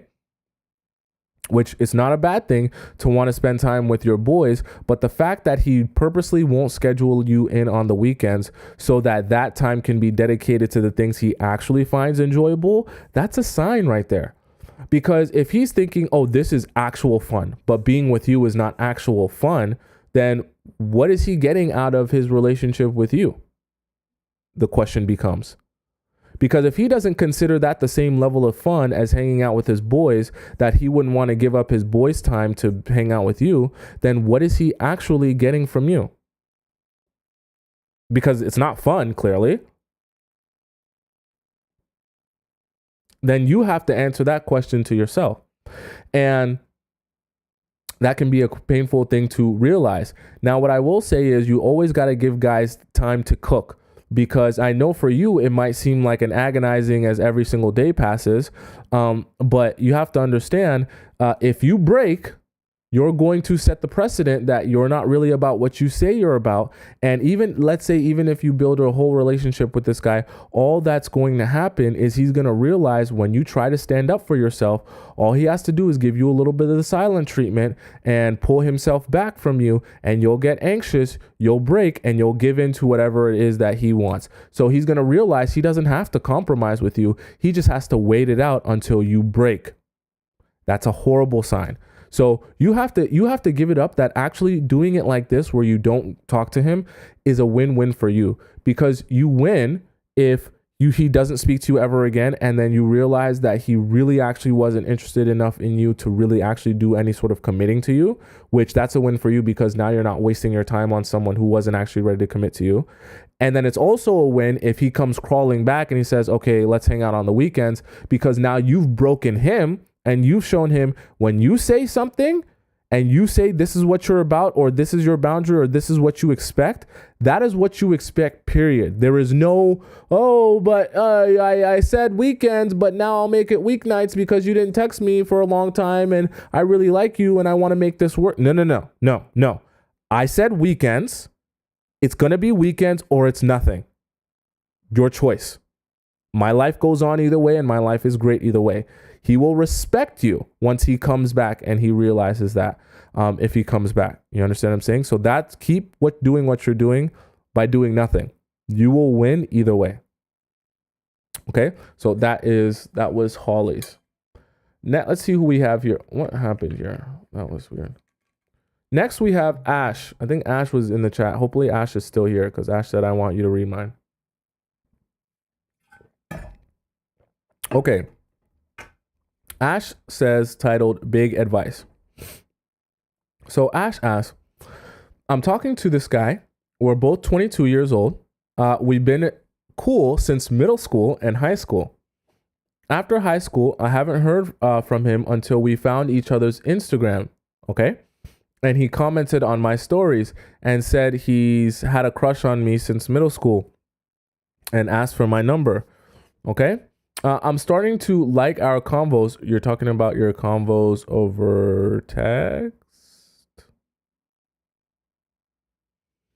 Anyways, and I usually don't like to text. Yeah, right. I've asked when we will be able to see each other and go out on a date, and he says he doesn't have a car and left his job to study to go to the military and take the exam. I won't comment until we get through this. His dad lets him drive the car, but only for errands. He also says he doesn't like going out like that, but I'm hoping he at least takes me out on a date, because I don't want to just hang out at each other's house. I'm trying to be more understanding because we're both young and barely have experience with dating as an adult, but I don't want to keep texting.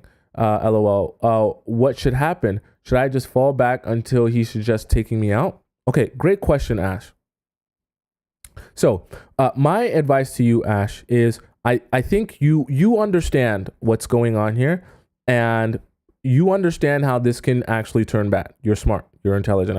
I can see it here. So this ongoing text, I was laughing at the very beginning when you said that he messaged you on Instagram and commented on your stories to tell you that he has a crush on you, because it screams to me this new age of men that they're only bold and have courage over the phone. And if it's not over the phone, they don't have that same courage and they're not as emboldened.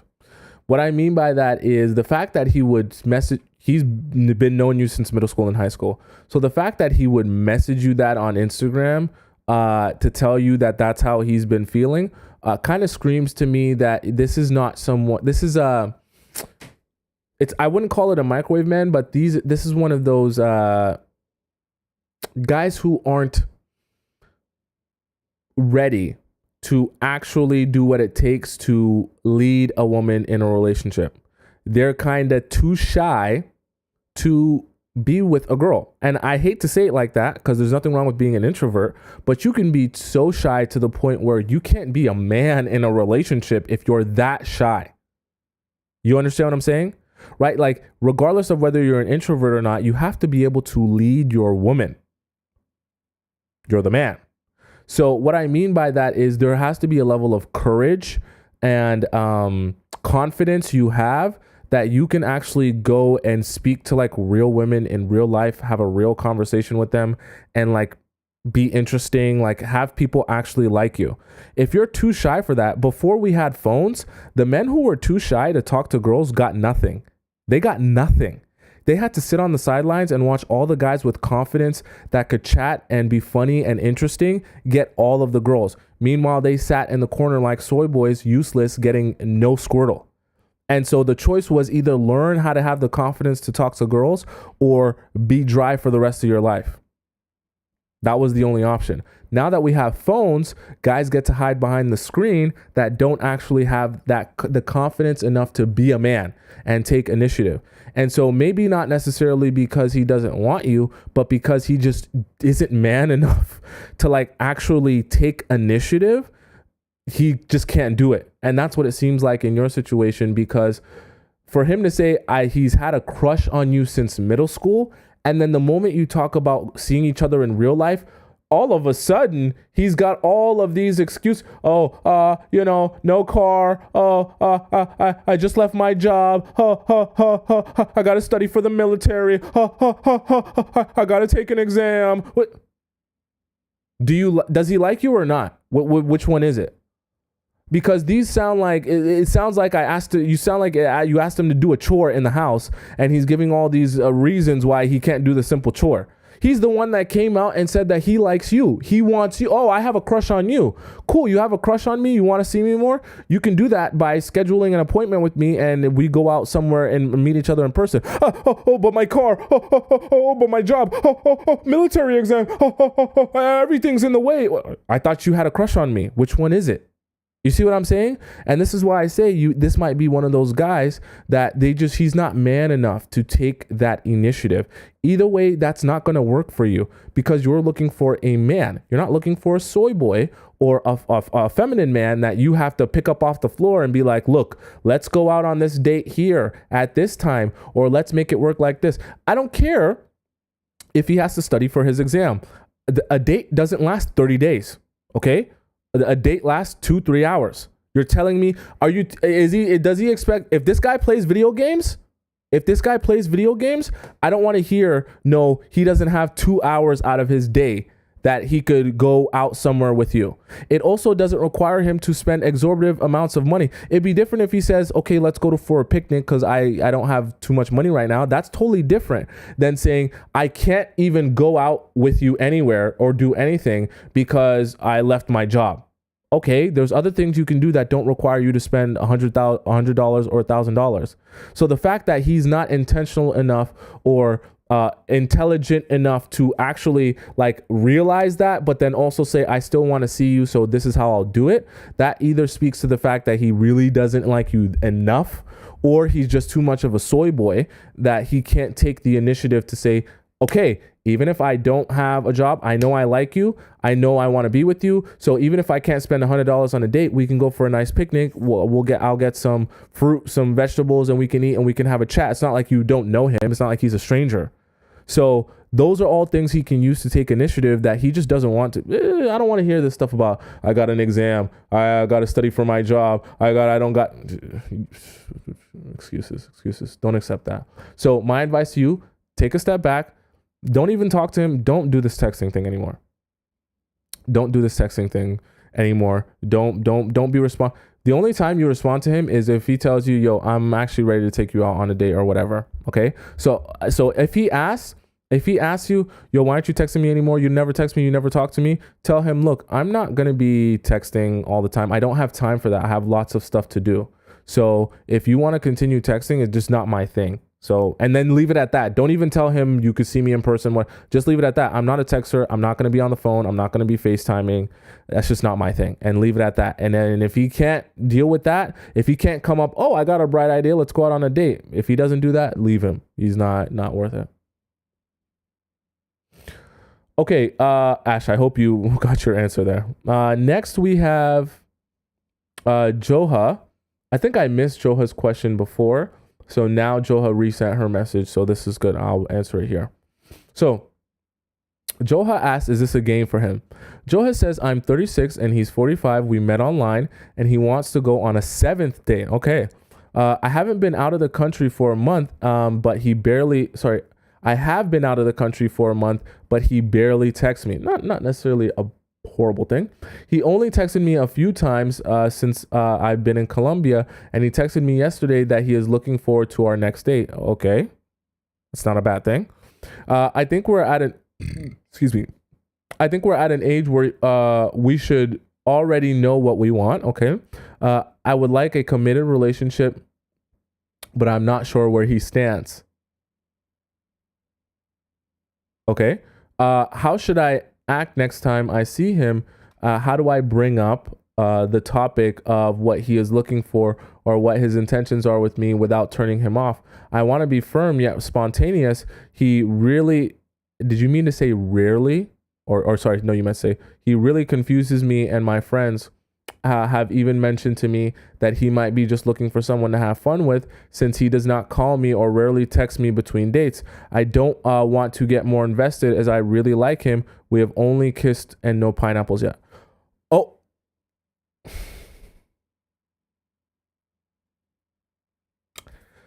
Joha, we need to have a conversation, Joha, because you are exactly who I'm talking to. Think about this. This man has only kissed you, has not gotten any pineapples from you, and he's gone on 7 dates with you with no sign of slowing down, because he said that he is looking forward to your next date, which means he's not concerned with the fact that he's had no pineapples with you. He's not concerned with the fact that he just wants Squirtle from you, and he's waiting out till the next time he can get Squirtle. He actually enjoys going on these dates with you, which is why he's been on 7, going on the 8th date, right? And you're bent out of shape because he's not texting you.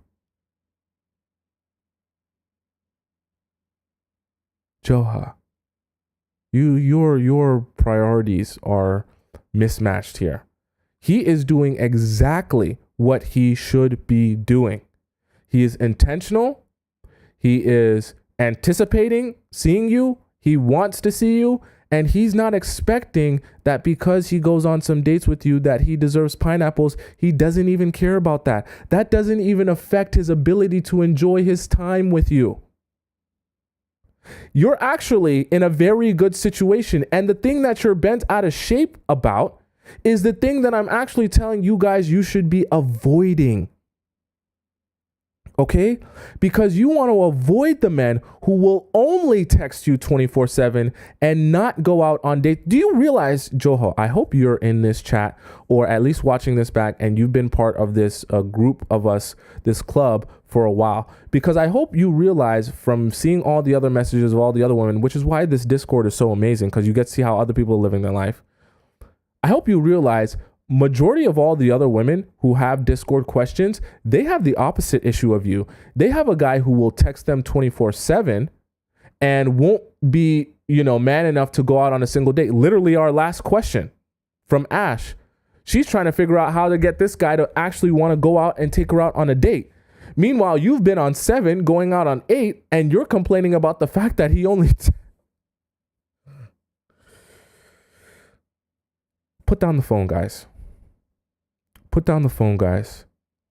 That attachment and addiction you get to that phone, it is a facade, and you're ruining and sabotaging your relationships because of it. Think about this, Joha.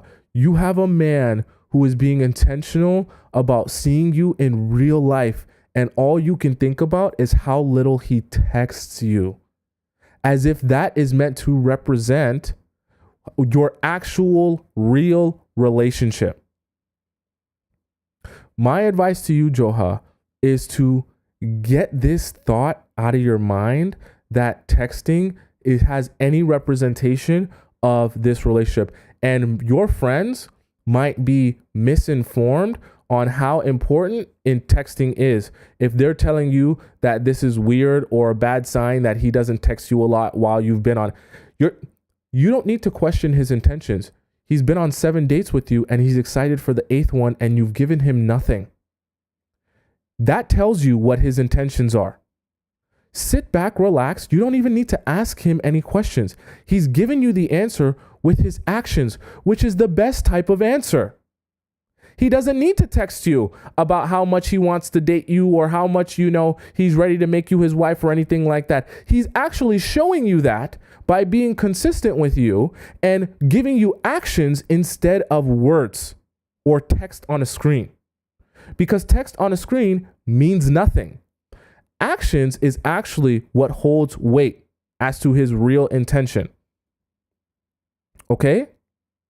So, Joha, get this, and I hope you're not just hearing from me. If you're rewatching this, watch the chat as well, because I can see them saying, Joha, you got it perfect. They wish they could be in your position where a guy is this consistent without getting anything in return. Especially at the age that you're at now. Right? This only speaks to the fact that looking for someone fun. Get that out of your mind. Okay? The fact that he would do this just because he texted you, that doesn't mean all of a sudden now he wants...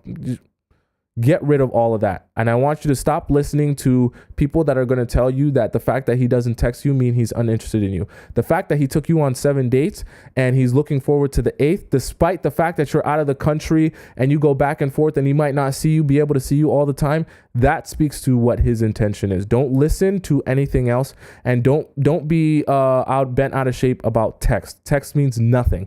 That should never be the focus of your mind. Never, ever, ever, ever, ever, ever, ever.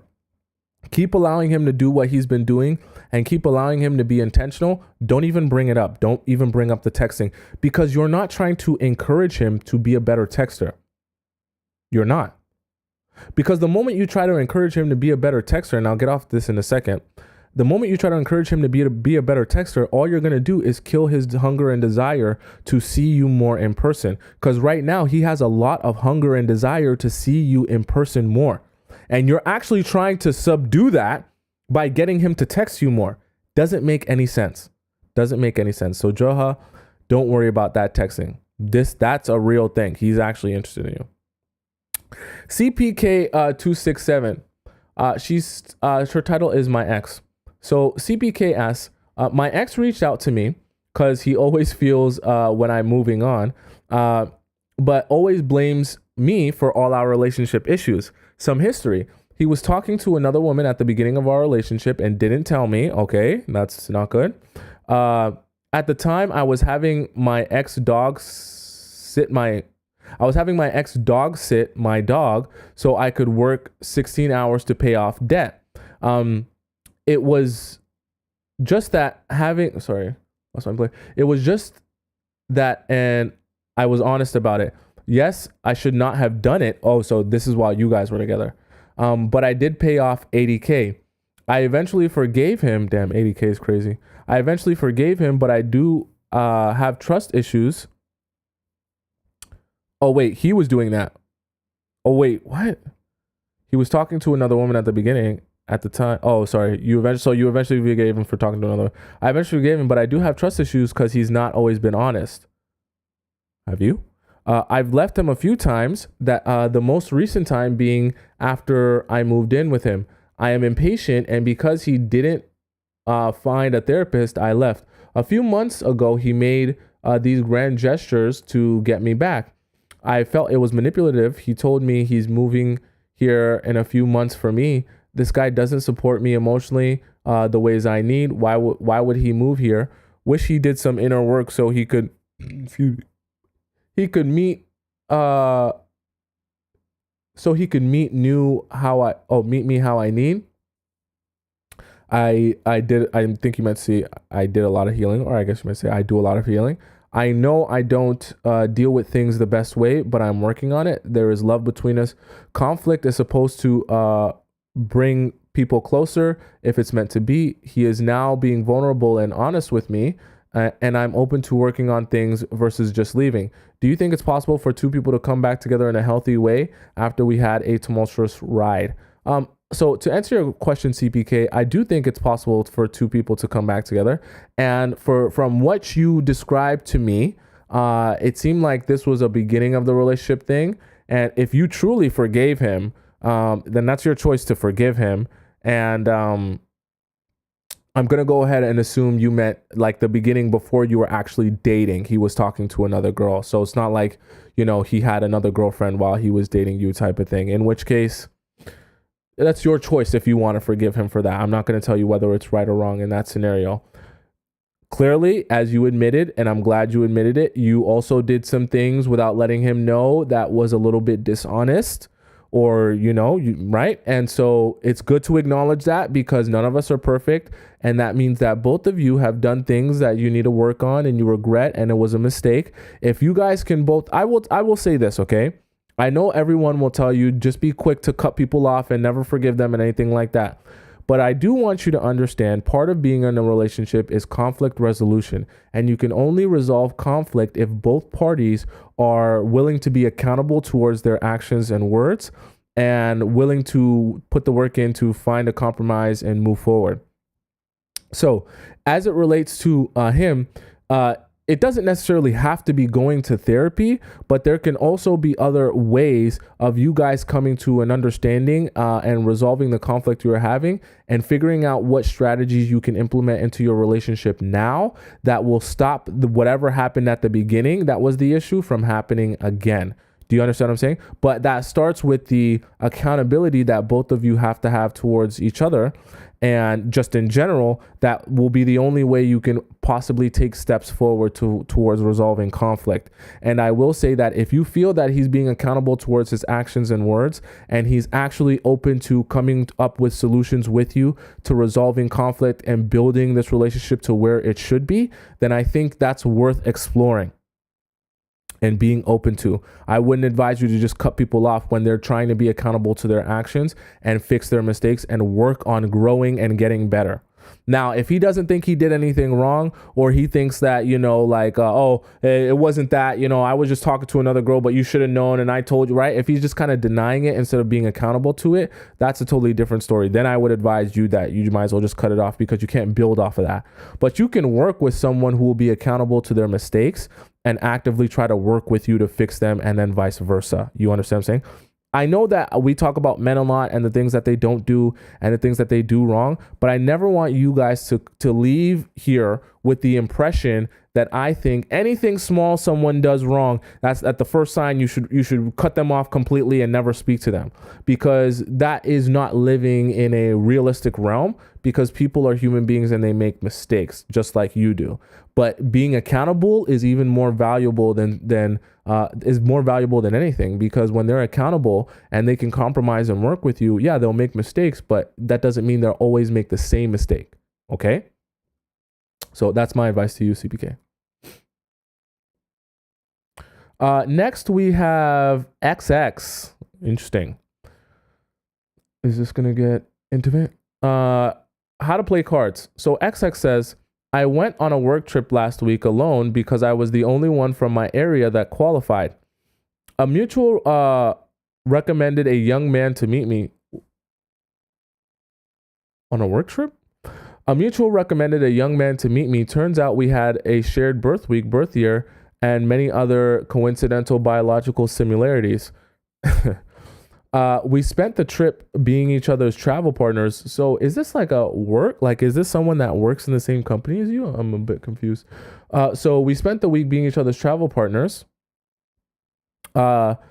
Practically spending each bus, train, plane ride with each other. We hardly slept throughout the commute of the tour. We were the last ones up, busy laughing with nonstop talking. Now the thing is, this guy is doing long distance relationships. Okay. However, at some point of our conversation, he did think you meant to say he isn't happy with the long distance relationship. Oh, this is where this is going. And revealed that he had previously broken up in the past relationships due to long distance. Okay. He did pay attention to take good care of me throughout the trip, holding the umbrella for me while it rained, keeping count of my belongings and luggage, taking note of items I said I would want to get, and arranging so that we would have time to get them. For context, I later revealed to him I had recently broken up. Okay. To which he asked if it had been a few months. It hadn't been a month yet. Not good. He also shared a lot of personal history and sharing about himself in general without me asking throughout the trip. In gratitude, I wrote a short postcard of appreciation for all the tender and respectful care shared towards me throughout the trip. The content of the letter itself is platonic. However, the gesture alone is to tease at the potential for more. I have a crush on him, but I don't know what to think or do in this situation. Does he like me? Is it a red flag? He's in a 3-year relationship plus 3 months long distance. He doesn't have his girlfriend posted anywhere on social media. The trip attendees mistook him for single, or that he was my boyfriend. How should I get him to play this right so this guy to pursue me? Huh. Okay, XX. I think that in the position you're in, I understand that you had a great time with him. Okay? And I understand you enjoyed your time with him. And I understand you want to see more of him.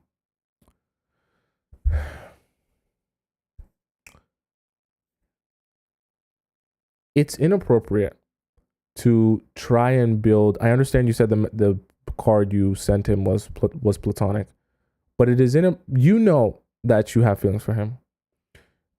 If you feel like he is also showing you that he has feelings for you, you need to be the one to set the boundary and say, look, I am worth someone's full time and attention.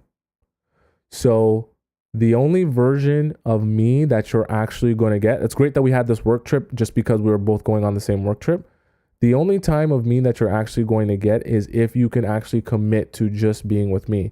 So if he's going to go on this long tangent about how he isn't happy with his long distance relationship and tell you all the issues he's having and how he's broken up with someone in the past in a long distance relationship and how amazing you are and how much he would love to be with you. I know you didn't say that in the message, but I'm just implying, right? Because of how much he's doing for you. Cool. Then end your relationship. Simple as that. Because XX, you're in the same situation that a lot of the women I help that are trying to deal with married men are in. The married men love to tell you how much they're just about to end their marriage or get a divorce. It's just going to take them a little bit, or they just have to prep this, or they just have to do this one thing.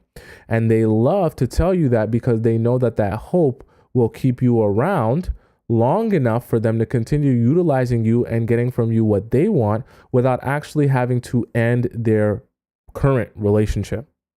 In that case, it would be a marriage, but in this case, it's a relationship.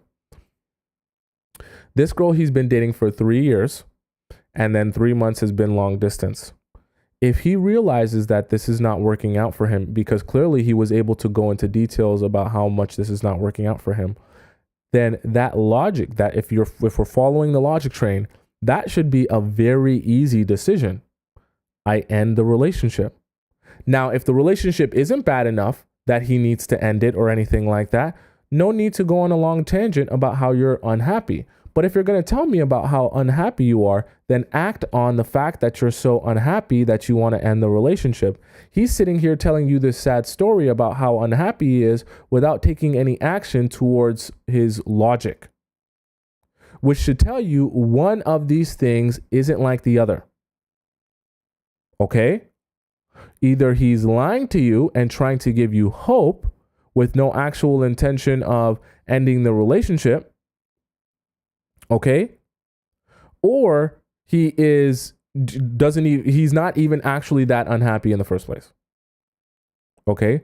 Either way, if he truly felt how he said he felt, he would act on it and end the relationship.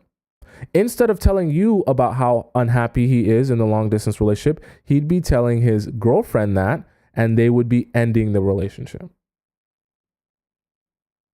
So the longer that you spend sitting around, trying to figure out how you can get him to pursue you while he's in actively another relationship, you're only going to end up wasting a whole bunch of your own time. Why? Because as you invest more and more with him, you'll probably end up sleeping with him because you like him, and you'll emotionally and physically invest in him. Meanwhile, he'll still have his other relationship, at which time, when his girlfriend needs him, right? Or he has to go back to spending time with his girlfriend, or he neglects you because he has to be with his girlfriend, you're going to start asking questions like, why don't you pay attention to me? Why don't you care about me? Why don't you treat me how I deserve to be treated? Why don't you pursue me how I deserve to be pursued? Or why don't you respect me how I deserve to be respected? And you're going to come back here into the Discord and ask me why this guy isn't treating you right when he has a whole other girlfriend that he's supposed to be treating right, not you. But you put yourself in the situation and then you're wondering why you're getting mistreated. So XX, my advice to you would be to leave him alone until he can make a decision on ending that relationship. If it's truly that sad, and he's truly that unhappy, shouldn't be hard to end it. Shouldn't be that hard. And if he's truly that interested in you, it should be a no-brainer. Okay? Other than that, there is no reason you should be entertaining this, and you should not allow him to string you along with the idea that it's just about to come in a couple of days or a couple of weeks, that he just needs to do a couple of things before he ends. Cool. So when he does a couple of things and ends the relationship, then he can actually see you and speak to you. Okay, XX. Next, we have Milady. Okay. Milady asks, she says, I'm 21 female. I've known him, he's a 21 male, for about 5 months, romantically talking for 3 weeks, 3 dates in total. And we made out on the second date. After the second date, he told me he wanted something serious and that we should abstain from even cuddling for at least 3 months. Sorry, am I reading this right? Okay, it's for 3 months. Sorry, I just thought maybe I was missing something. Abstain from cuddling for at least 3 months, to which I agreed. It's been wonderful, and I'm experimenting with creating anxiety. Okay, and noticing that pulling back definitely works. He knows I like him and that I'm interested, but if I don't respond, I'll get 4 to 5 texts checking up on me. Good. It's nice. I think you might say, I have given in and eased his anxiety a couple of times, but always go back to pulling back. This most recent time, though, told him I don't like texting him in particular because I want to build a genuine human connection with him and I can't ask deep questions over text. We live relatively close, so very simple, but he's on vacation in Korea right now, so we can only communicate over the phone. He doesn't get back until another week, but still no date plans. He has specifically said his anxiety goes up when I don't text him, but that he values small text conversations, not small talk. Should I have shown my hand? Should I have my hand / show it in the future?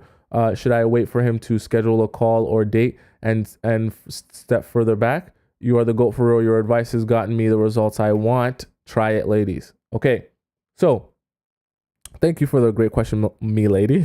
Sounds like funny every time I say it. You're doing the right thing. You're cutting out this text stuff and giving him anxiety because you're cutting out this text stuff, right? He sends you 4 to 5 texts checking up on you. That's good. You got him where you want him. Keep him there. This trip to Korea will be a great way for him to experience all the anxiety he feels when he doesn't see you or hear from you for a week. And the fact that he's so used to living close to you and he knows he's far away from you, now that he can't get you over text, he's going to be saying, please, can we call? Please, can we FaceTime? Please, I just need to hear from you something. Give me something, right?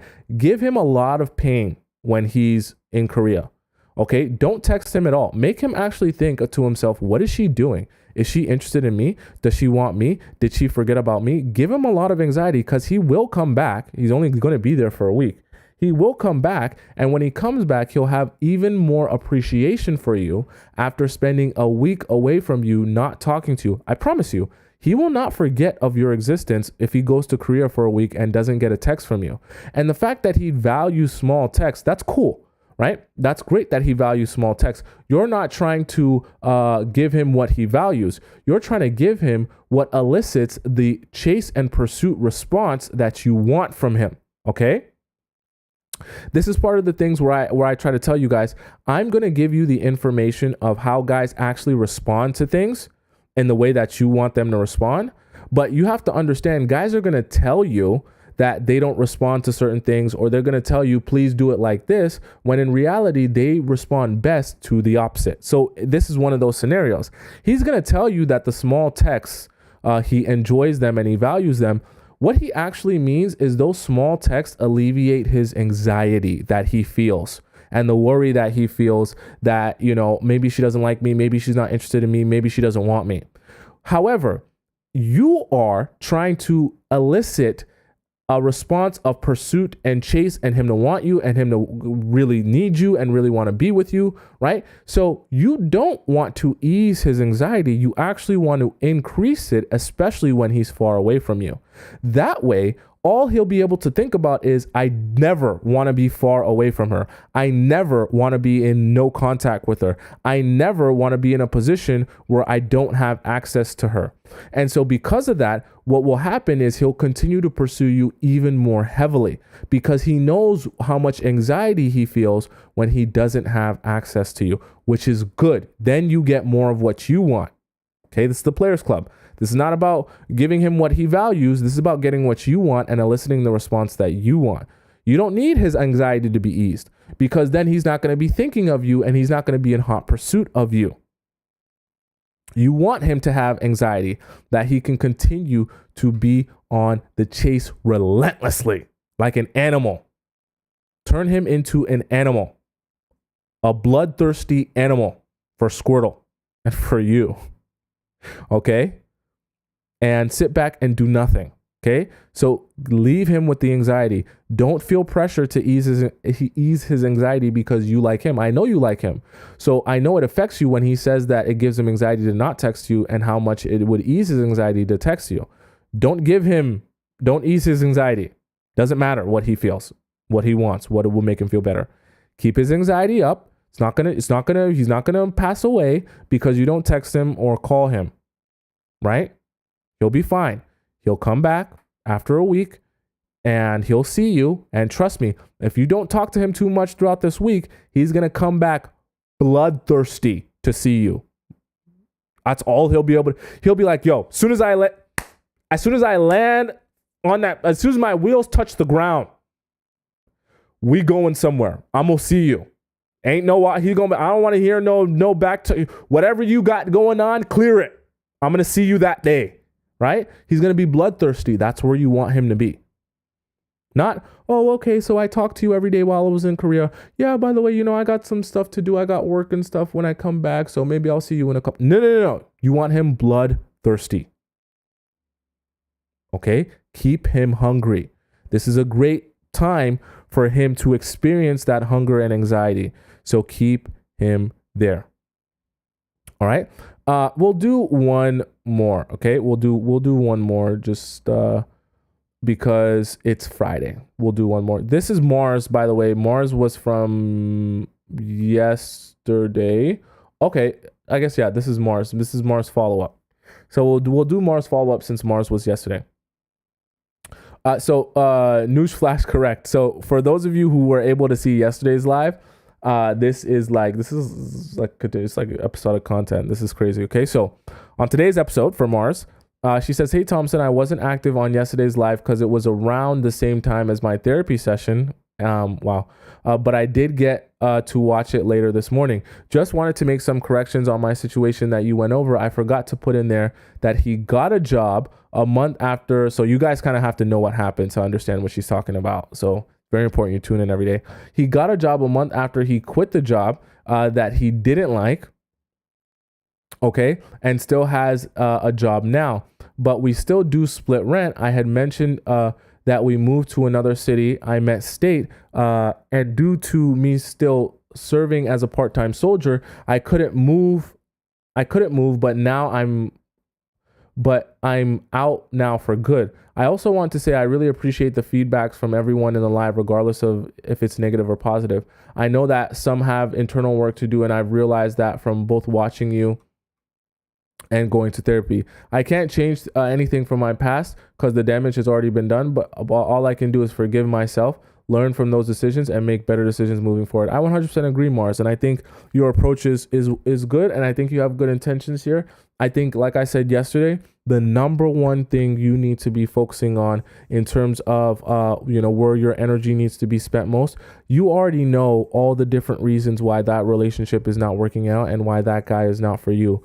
But in terms of, you said you guys both still live together and you split the rent. That's your main issue right now, and where your energy needs to be served. You need to figure out how to break yourself off from him, that when you do finally move, and when you do finally get away from him, that this is for good and forever, and there's nothing tying you to him that he can reel you back in with. So even if it's like your name on the rent, or your name on a car note or something like that, where it's like if he doesn't pay it, then he can start getting you to come back into his life because your credit's going to go down again, or anything that would shared bank accounts, anything that would tie you back to him and make it harder for you to just walk out the door and never speak to him again.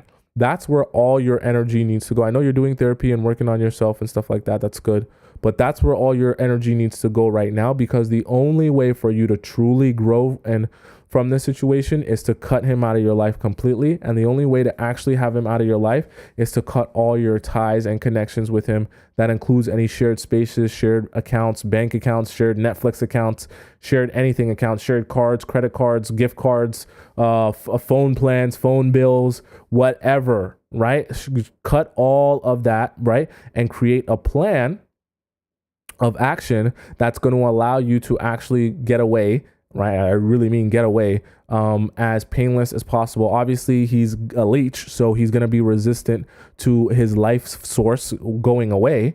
So just keep that in mind. He's going to try every trick in the book to keep you around once he realizes his source of life that he's been leeching off of will be gone. Okay, that's going to be parasites and leeches will literally fight to the death to get back the person they've been leeching off of. So just keep that in mind. Okay. So that was Mars. If you haven't read Mars' story from yesterday, go back on yesterday's live and go to the end, and you'll see Mars' story there. Mars' story is in Infamy and in the Hall of Fame. All right. So for those of you who didn't get your question answered today, don't worry. I will answer your question on Monday when we come back for the show. And if you have a question for me and you want to ask it, please, if you're on TikTok, you go to my TikTok bio, you ask your question in the Discord. If you're on YouTube, you just can click it right there. It's the link there, or it's down below in the description. Okay. So if you want to follow me on Instagram and you just want to see everything I'm doing all day, every day, what I do on the weekends when I'm not doing the show, you can go follow me on Instagram. And you can see everything I post, see what I'm about, see what my life has been since before we just sat here and had a conversation. There's lots of interesting stuff on my Instagram. If you want to catch this show in its entirety, maybe you missed part of it or you missed part of yesterday's show or past shows, you just head over to my YouTube where you can type in my name. It's right above my head on TikTok. And you guys are already on YouTube, so you know. But you can go and find that there and see everything all the wonderful amazingness of this show in the past, alongside the TikTok chat and the YouTube chat. So you have all the context of everything we discuss. You're not going to be missing out on anything if you rewatch it after the fact. Okay. So I am here every weekday, Monday to Friday at 4 p.m. Eastern time. So I will be back. Today's obviously Friday. So I will be back with you on Monday, where we will have another great conversation about love, life, and relationships. I love spending this time with you guys. I think we had a record amount of people in the YouTube chat today too. So super great having you guys here with me, spending time with you guys. I love you so much. I think about you all the time. I try to make this show as best as I possibly can for you. And I will continue to do that. Okay. So until Monday, I will see you later. And you can also catch me on YouTube, where I'll be posting throughout the weekend as well. Okay. I love you so much. I'll catch you guys later.